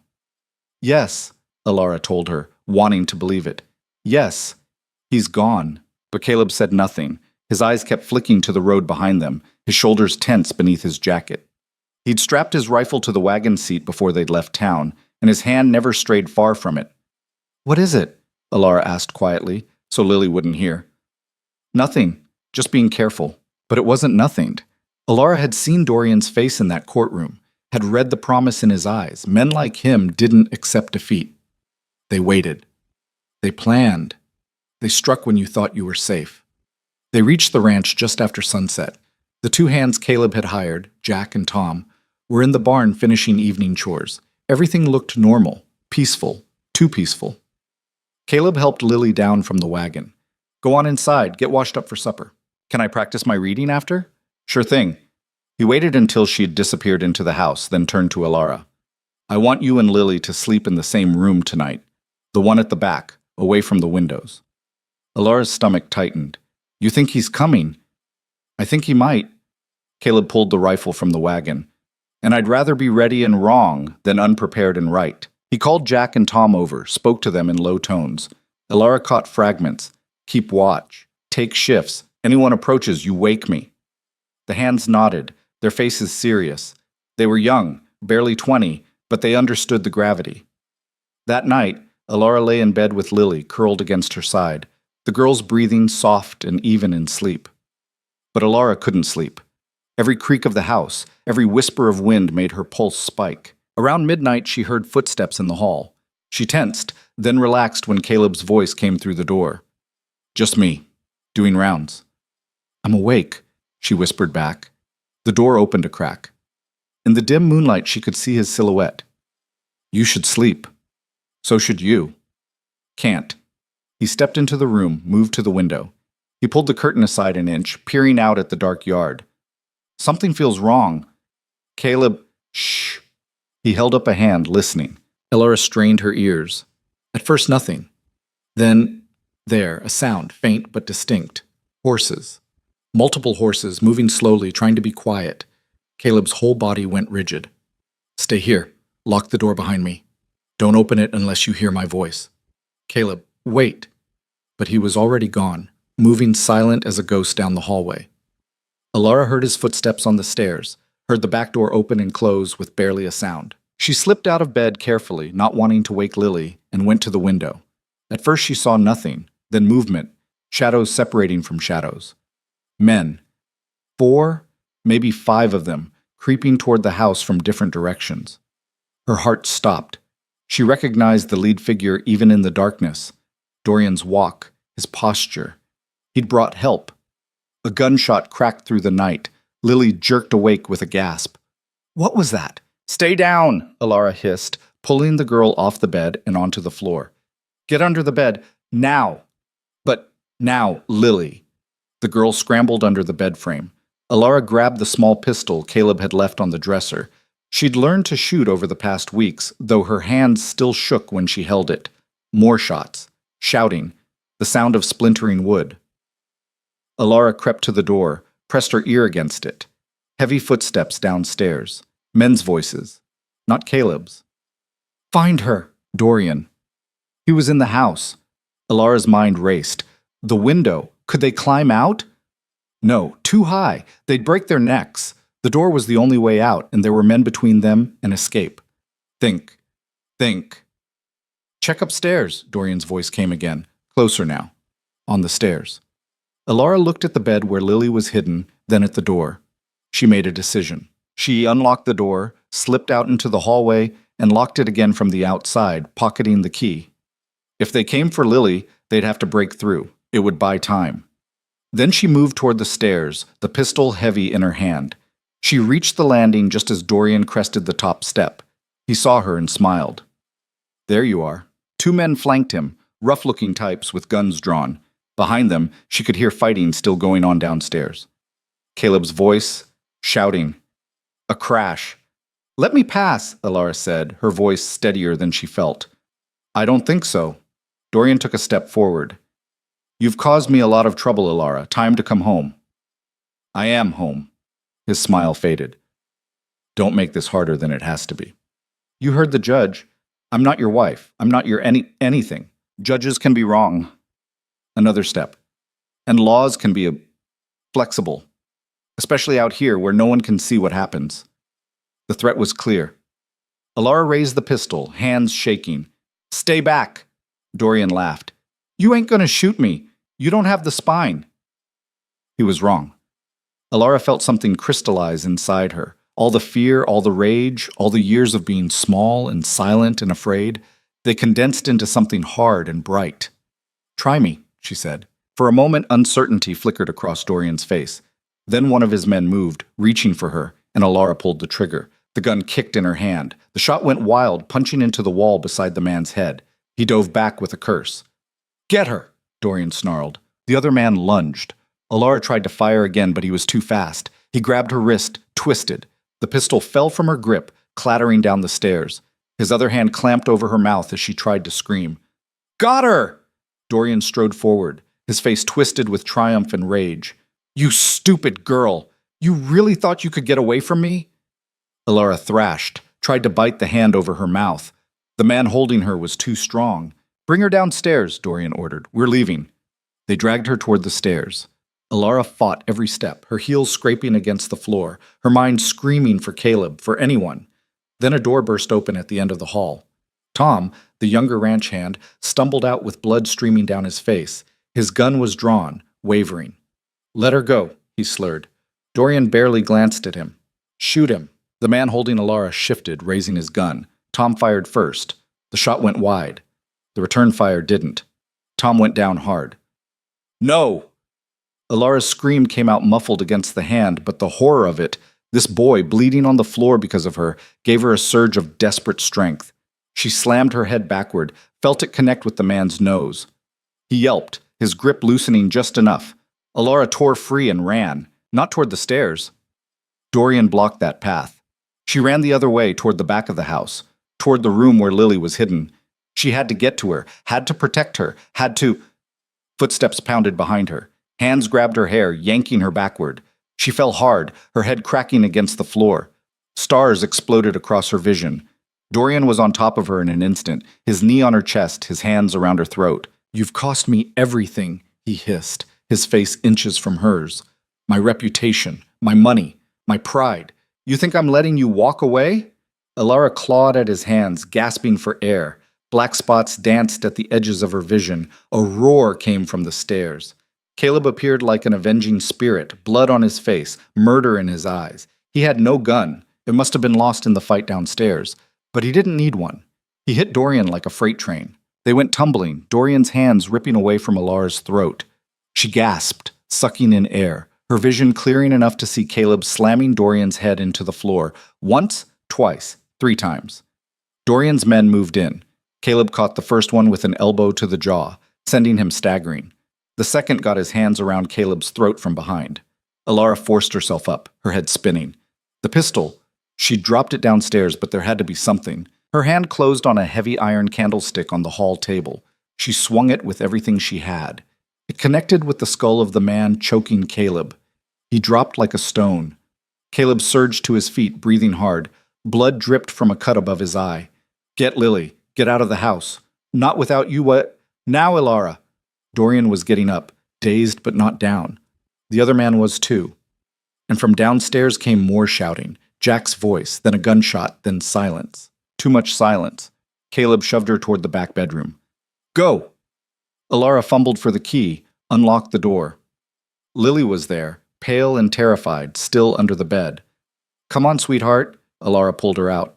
"We have to go." "Where's Uncle Caleb?" "He's coming. We're going out the window."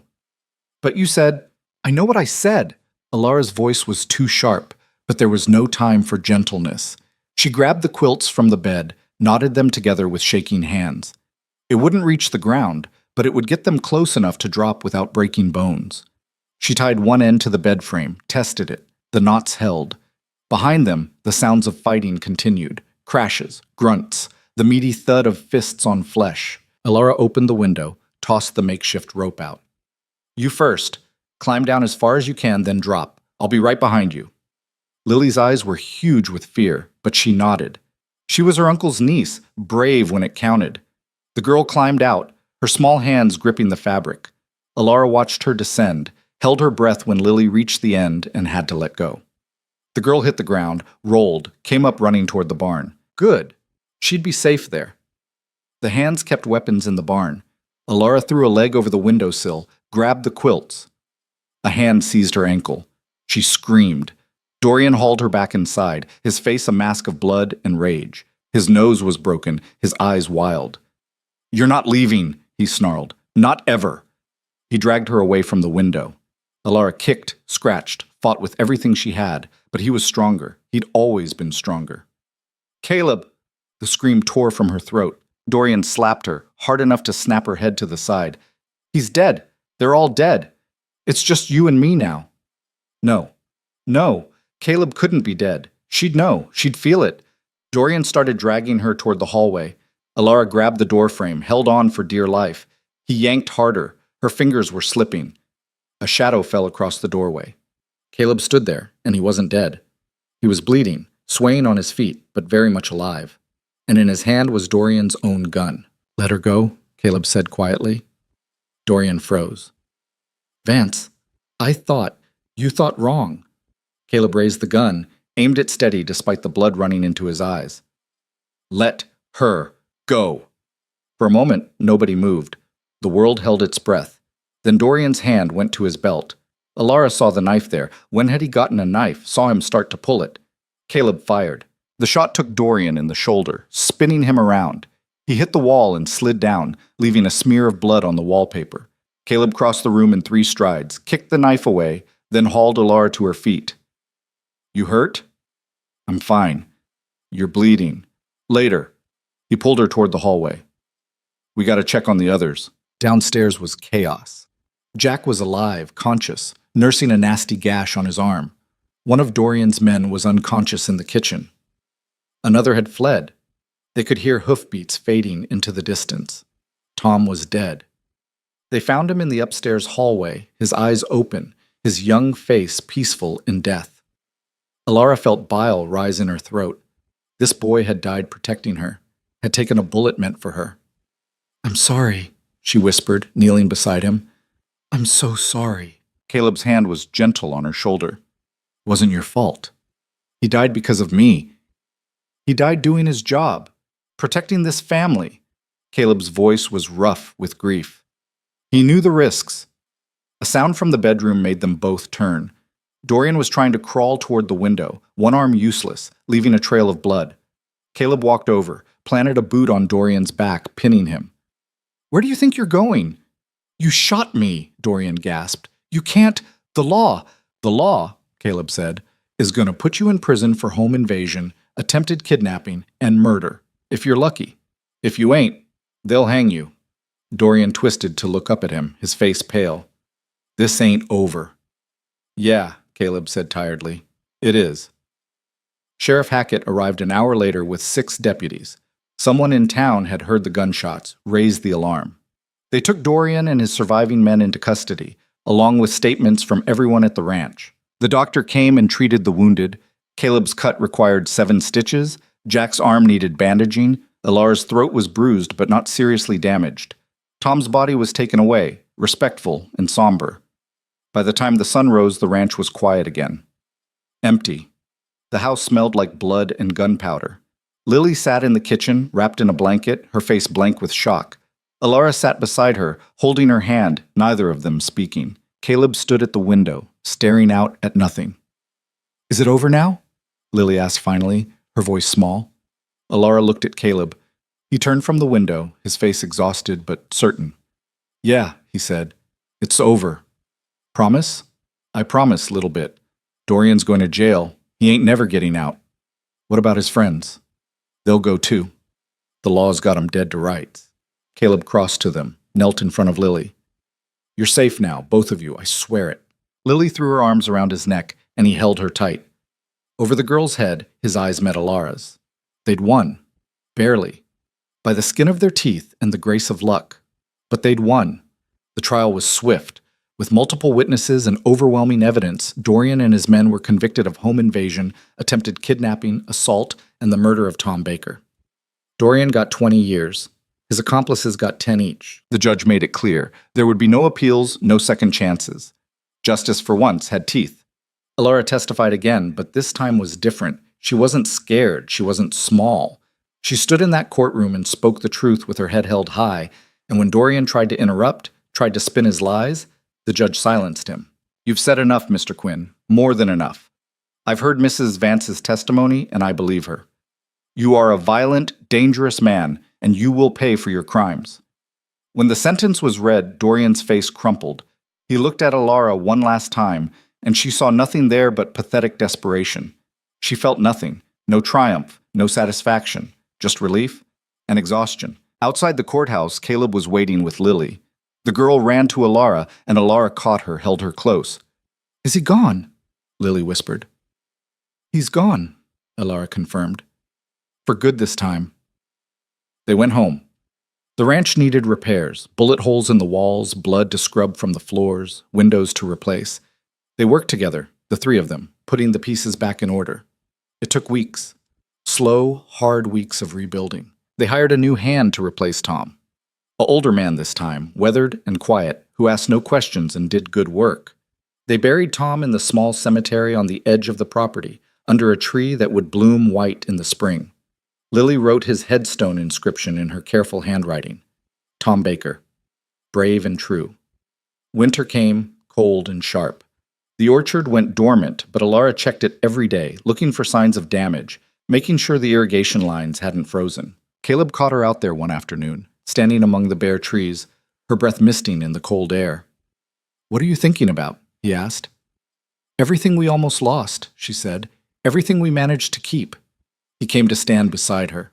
They'd grown comfortable with proximity, with shared silences.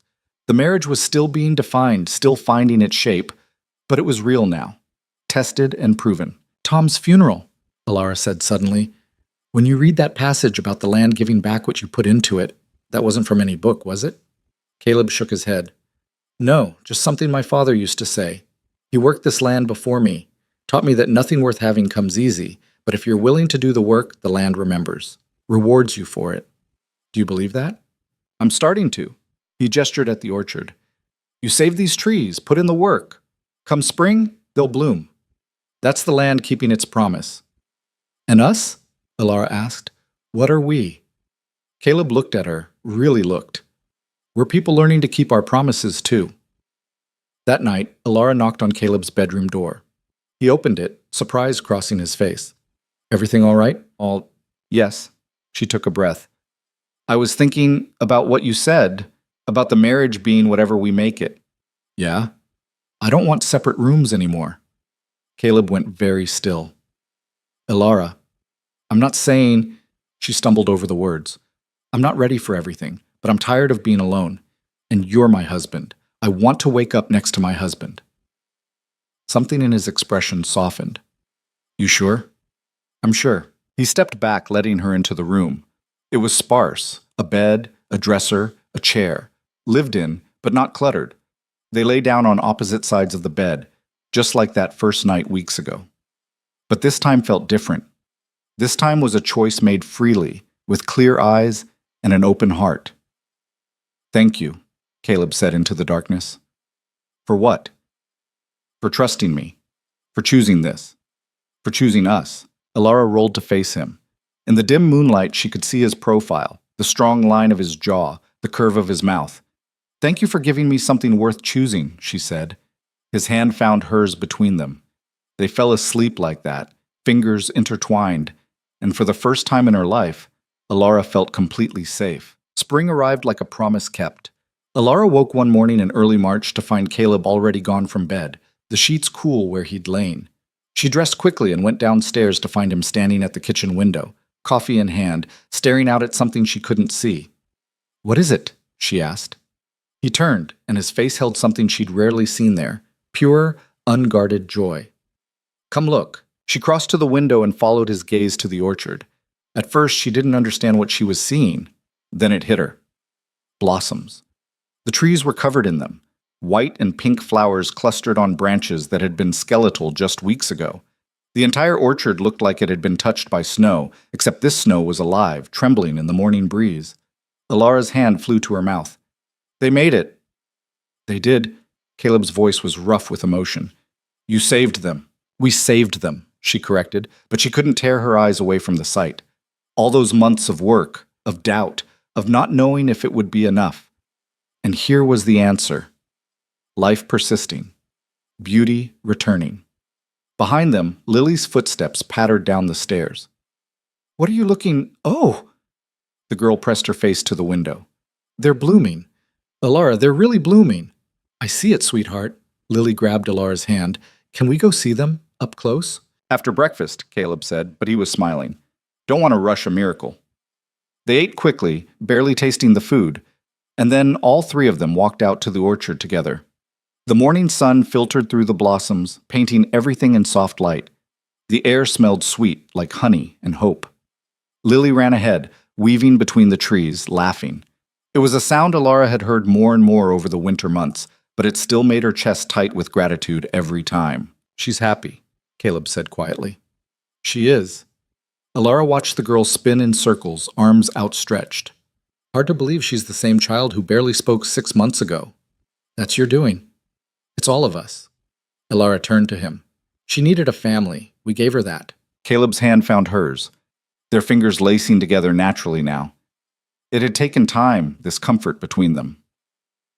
The first few weeks of sharing a bed had been awkward, both of them too aware of the other, too careful. But slowly, they'd learned each other's rhythms.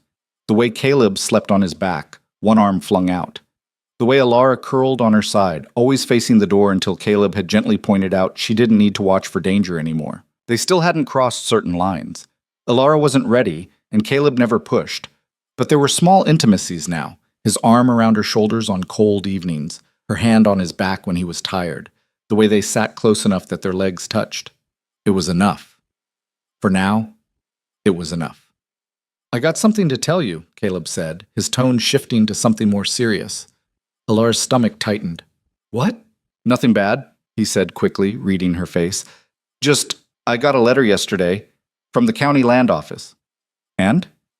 "That parcel to the east of our property, the one that's been sitting empty, it's going up for sale.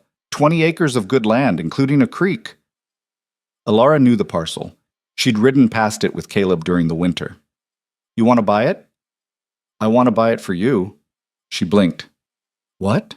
"The orchard's doing well. Come fall, we'll have our first real harvest in 3 years. That's money coming in. And I was thinking—" He paused, choosing his words carefully. "I was thinking that land could be yours, in your name, legal and binding, your property that nobody can ever take from you." Alara's throat closed. "Caleb, I know what you're going to say. That we're married, what's mine is yours. And that's true. But I also know what it's like to have nothing of your own, to be dependent on someone else's goodwill." His eyes were serious, intent. "I don't want you to ever feel trapped again, not even by me." She couldn't speak, couldn't find words big enough for what she was feeling. "You don't have to decide now," Caleb continued. "Just think about it. What you'd want to do with the land, expand the orchard maybe, or plant something else. Whatever you want." Alara threw her arms around him. He caught her, stumbling slightly, then held her tight. "I'll take that as a yes?" "Yes," she said into his shoulder. "Yes, you fool, of course, yes." She felt him smile against her hair. "Good. Because I already put in an offer." She pulled back, laughing through tears. "You did what?" "Figured you'd say yes. You're practical like that." "Practical." She shook her head, amazed. "Is that what I am?" "Among other things." His thumb brushed away a tear on her cheek. "You're also brave, and stubborn, and the best thing that ever happened to this ranch." "To the ranch," she repeated softly. "To me," he corrected. "The best thing that ever happened to me." The words hung between them, heavy with meaning. Alara searched his face, saw the truth there written plain. Somewhere along the way, this marriage of convenience had become something else, something real and solid and lasting. "Caleb," she whispered. "Yeah?" "I think—" She took a breath. "I think I'm falling in love with you." His eyes widened slightly. Then that rare, beautiful smile spread across his face. "Well, that's good, because I've been in love with you since you fixed that irrigation pump and came back covered in grease, looking like you'd won a war." Alara laughed, a sound of pure joy. "That's when? Really?" "That's when I knew for sure." He pulled her closer. "But I think it started before that. Maybe the first night, when you were so scared but you took my hand anyway. Or maybe when you told Lily a story about a garden and made her smile for the first time in a year." "I don't remember that story." "I do. Every word." He hesitated, then asked, "Can I kiss you?"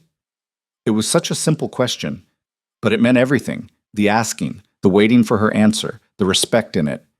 "Yes," Alara said. He kissed her there under the blooming trees, with Lily's laughter echoing through the orchard and the sun warm on their faces. It was gentle and careful and full of promise. When they pulled apart, Alara felt different, lighter, like something that had been locked inside her for years had finally broken free. "About those lines we haven't crossed," she said quietly. Caleb's hands were still on her waist, steady and warm. "Yeah? I think I'm ready. Not today, maybe, but soon." His expression was tender. "Whenever you're ready, no rush. We got all the time in the world." All the time in the world. Once that phrase would have terrified her. Now it sounded like a gift. The land purchase went through within a month. Alara stood in the county office, signed the papers with her own name, Alara Vance, sole owner, and walked out with the deed clutched in her hands. It was real. 20 acres of earth and sky and possibility that belonged to her. Not because someone had given her permission. Not because she'd been traded or sold or claimed. but because she'd worked for it, earned it, chosen it. That night, she and Caleb sat at the kitchen table planning what to do with the land. Lily was upstairs, supposedly sleeping, but probably reading by lamplight. "We could extend the orchard," Caleb suggested. "Apple trees do well here, but pears might work too. Or cherries." Alara nodded, making notes. "And the creek? We could use that for irrigation. Run pipes from it to water the new trees." Smart. He studied the map they'd spread out. "What about here, the southern corner? That's good flatland." "Vegetables, maybe. We could sell them in town. Fresh produce always brings good money." They worked late into the night, their heads bent together over plans and possibilities. It felt good, this partnership, this building of something together. When they finally went to bed, Alara lay awake for a while, listening to Caleb's breathing beside her. 6 months ago, she'd been property traded in a card game. Now she was a landowner, a wife by choice, a mother figure to a girl who'd stolen her heart. The change was dizzying. Sometimes she still expected to wake up and find it was all a dream, that she was still in that miserable room in St. Louis, married to a man who saw her as nothing more than a possession. But then Caleb would reach for her in his sleep, or Lily would call her name, and she'd remember. This was real. This life was hers. Summer came hot and bright. The orchard flourished under Alara's care, the young apples growing fat on the branches. They hired another hand to help with the increased workload, a quiet woman named Sarah who'd lost her husband in a mining accident and needed work. She and Jack got along well, and sometimes Alara caught them talking in the barn, their voices soft and careful. Everyone was healing, she realized. Everyone was rebuilding. Lily had shot up 3 inches and grown bold with her reading. She devoured every book in the house, then asked Alara to order more from the catalog. The girl had a particular love for stories about adventure, about people who made their own way in the world. "I want to be like that," Lily said one afternoon. They were sitting under a tree, taking a break from planting the new vegetable garden. "Brave and free." "You already are," Alara told her. "No, I'm not. I still get scared sometimes. I still have nightmares about when Mama and Papa died." Alara set down her trowel, gave Lily her full attention. "Being brave doesn't mean not being scared. It means being scared and doing the thing anyway." "Like when you married Uncle Caleb? Even though you were scared?" "Exactly like that." Lily was quiet for a moment, picking at the grass. "Do you love him now, Uncle Caleb?" "Yes." "Does he love you?" "I think so." "I know so," Lily said with the certainty of a child. "He looks at you the way Papa used to look at Mama, like you're the best thing in the whole world." Alara's eyes stung. "Your parents loved each other very much." "I know, I remember." Lily looked up, her young face serious. "But I'm glad he has you now, and I'm glad I have you too. You're not my mama, but you're family." "I am family," Alara confirmed, pulling the girl into a hug. "Always." That evening, Caleb found Alara in the new section of land, walking the perimeter as the sun set. He fell into step beside her, and they walked in comfortable silence for a while. "Penny for your thoughts," he said finally. "Just thinking about how much has changed, how different everything is." "Better different?" "Much better." She stopped, turned to face him. "Caleb, I need to tell you something." His expression grew cautious. "Okay. That night, the night we first shared a bed, I told you I might never be ready for everything, for all of it. I remember. And I meant what I said. There's no pressure. I know, but I was wrong." She took his hand, laced their fingers together. "I am ready. I want this marriage to be complete. I want—" She felt heat rise in her face but pushed through. "I want you, all of you, if you still want me." Caleb's eyes darkened with something that made her breath catch. "Alara, I've wanted you since the first time you smiled at me." "Really smiled. Not the scared version, but the real thing." "Then why haven't you—" "Because I needed you to come to me, to choose it. Not because you felt obligated or because you thought it's what I expected." He cupped her face in his hands, his touch gentle. "I need you to want this as much as I do." "I do," she said firmly. "I want this. I want you." He kissed her then, different from before, deeper, hungrier. When they pulled apart, both breathing hard, his voice was rough. "Not out here in a field. You deserve better than that." She laughed, the sound shaky but happy. "Then take me home." They walked back to the house hand in hand, and when they climbed the stairs to their bedroom, Alara felt no fear. Only anticipation, only certainty that this was right. What happened that night was private, sacred. But it was also healing. Caleb was patient, careful, making sure she was comfortable every step of the way. And when Alara finally let go of the last of her fear, let herself be vulnerable with this man she'd learned to trust, she understood something fundamental. Intimacy wasn't about power or possession. It was about connection, about two people choosing to be open with each other, to be seen completely and accepted anyway. In the morning, she woke wrapped in Caleb's arms, sunlight streaming through the window, and felt whole in a way she never had before. The harvest came in September, abundant and golden. The orchard produced more apples than they'd seen in 5 years. They sold them in town, shipped crates to neighboring counties, and still had enough left over to make preserves for the winter. The money was good, better than good. Caleb sat at the kitchen table one evening, counting it out, shaking his head in disbelief. "We can hire more help," he said. "Expand even further. Maybe buy some more cattle." "Or," Alara said slowly, "we could do something else with some of it."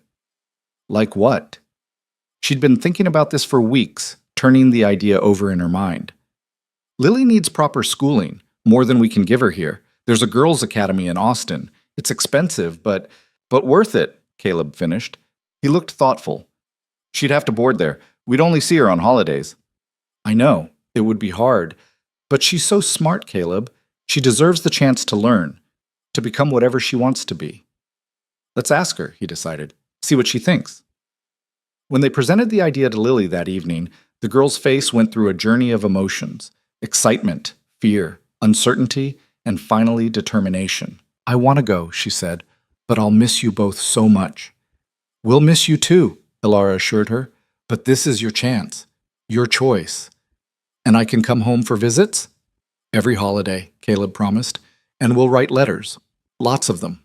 Lily nodded, her eyes bright. "Then I want to do it. I want to learn everything." She left for the academy in October, with a trunk full of new clothes and books and a letter from Alara tucked in her pocket. Watching her ride away in the wagon was one of the hardest things Alara had ever done. The house felt too quiet that first week, too empty. "We did the right thing," Caleb said one evening, as if trying to convince himself as much as Alara. "I know we did. Doesn't make it easier." He pulled her close. "Nothing worth doing is easy. You taught me that." The winter was long and cold, but they filled it with work and planning and the quiet comfort of each other's company. Letters from Lily arrived regularly, full of enthusiasm about her classes, her new friends, the books she was reading, and in late January, Alara realized she'd missed her monthly courses. Twice. She didn't say anything at first, afraid to hope. But by February, there was no denying it. The nausea in the mornings, the exhaustion, the way her body felt different. She told Caleb one evening after dinner, just said it straight out, no build-up. "I'm pregnant." He stared at her. "You're what?" "Pregnant, with child. Going to have a baby." She watched his face, couldn't read his expression. "I know we didn't plan this, and maybe it's too soon, but..." He kissed her, hard and fierce and full of joy. When he pulled back, his eyes were wet. "This is... Alara, this is everything." She laughed, relief flooding through her. "You're happy? Happy doesn't cover it." He placed a hand on her still flat stomach, wonder on his face. "We're having a baby." "We are. Lily's going to lose her mind." "She is," Alara agreed, already imagining the girl's reaction. The baby came in September, exactly 9 months after that first night Alara and Caleb had truly become husband and wife. The labor was long and hard, but Sarah was there to help, and Caleb never left her side. When the midwife finally placed the screaming, red-faced infant in Alara's arms, she looked down at her daughter, their daughter, and felt something shift permanently in her chest. "She's perfect," Caleb breathed, touching the baby's tiny hand with one finger. "She is." Alara looked up at him, this man who'd given her everything: freedom, love, a future. What should we name her? They'd discussed names for months but never settled on one. Now, looking at this new life they'd created, Alara knew. "Grace," she said, "because that's what we've been given. Another chance. Undeserved grace." Caleb smiled, kissed his wife's forehead, then his daughter's. "Grace Vance, it's perfect." Lily came home for the birth, rushed back from school with special permission. She held her baby cousin with careful hands, her face full of awe. "She's so small," Lily whispered. "You were this small once," Caleb told her. "Can I help take care of her?" "We're counting on it," Ilara said. The girl beamed, and in that moment they were complete. A family built not from blood alone, but from choice and love and the decision to keep showing up for each other. The years that followed weren't perfect. There were hard seasons, droughts that threatened the orchard, illnesses that swept through the cattle, the normal struggles of any working ranch. Caleb's back gave him troublesome winters, and Ilara had 2 more difficult pregnancies, though both ended in healthy babies, a boy they named James and another girl called Rose. Lily graduated from the academy with honors and went on to study law, one of the first women in Texas to do so. She came home regularly, bringing books and stories and a fierce determination to change the laws that had once allowed women to be treated as property. Grace grew up strong and curious, following her mother through the orchard, learning the business from the ground up. James was quieter, more like Caleb, happiest when working with his hands. And Rose was pure fire, stubborn and brave and determined to do everything her own way.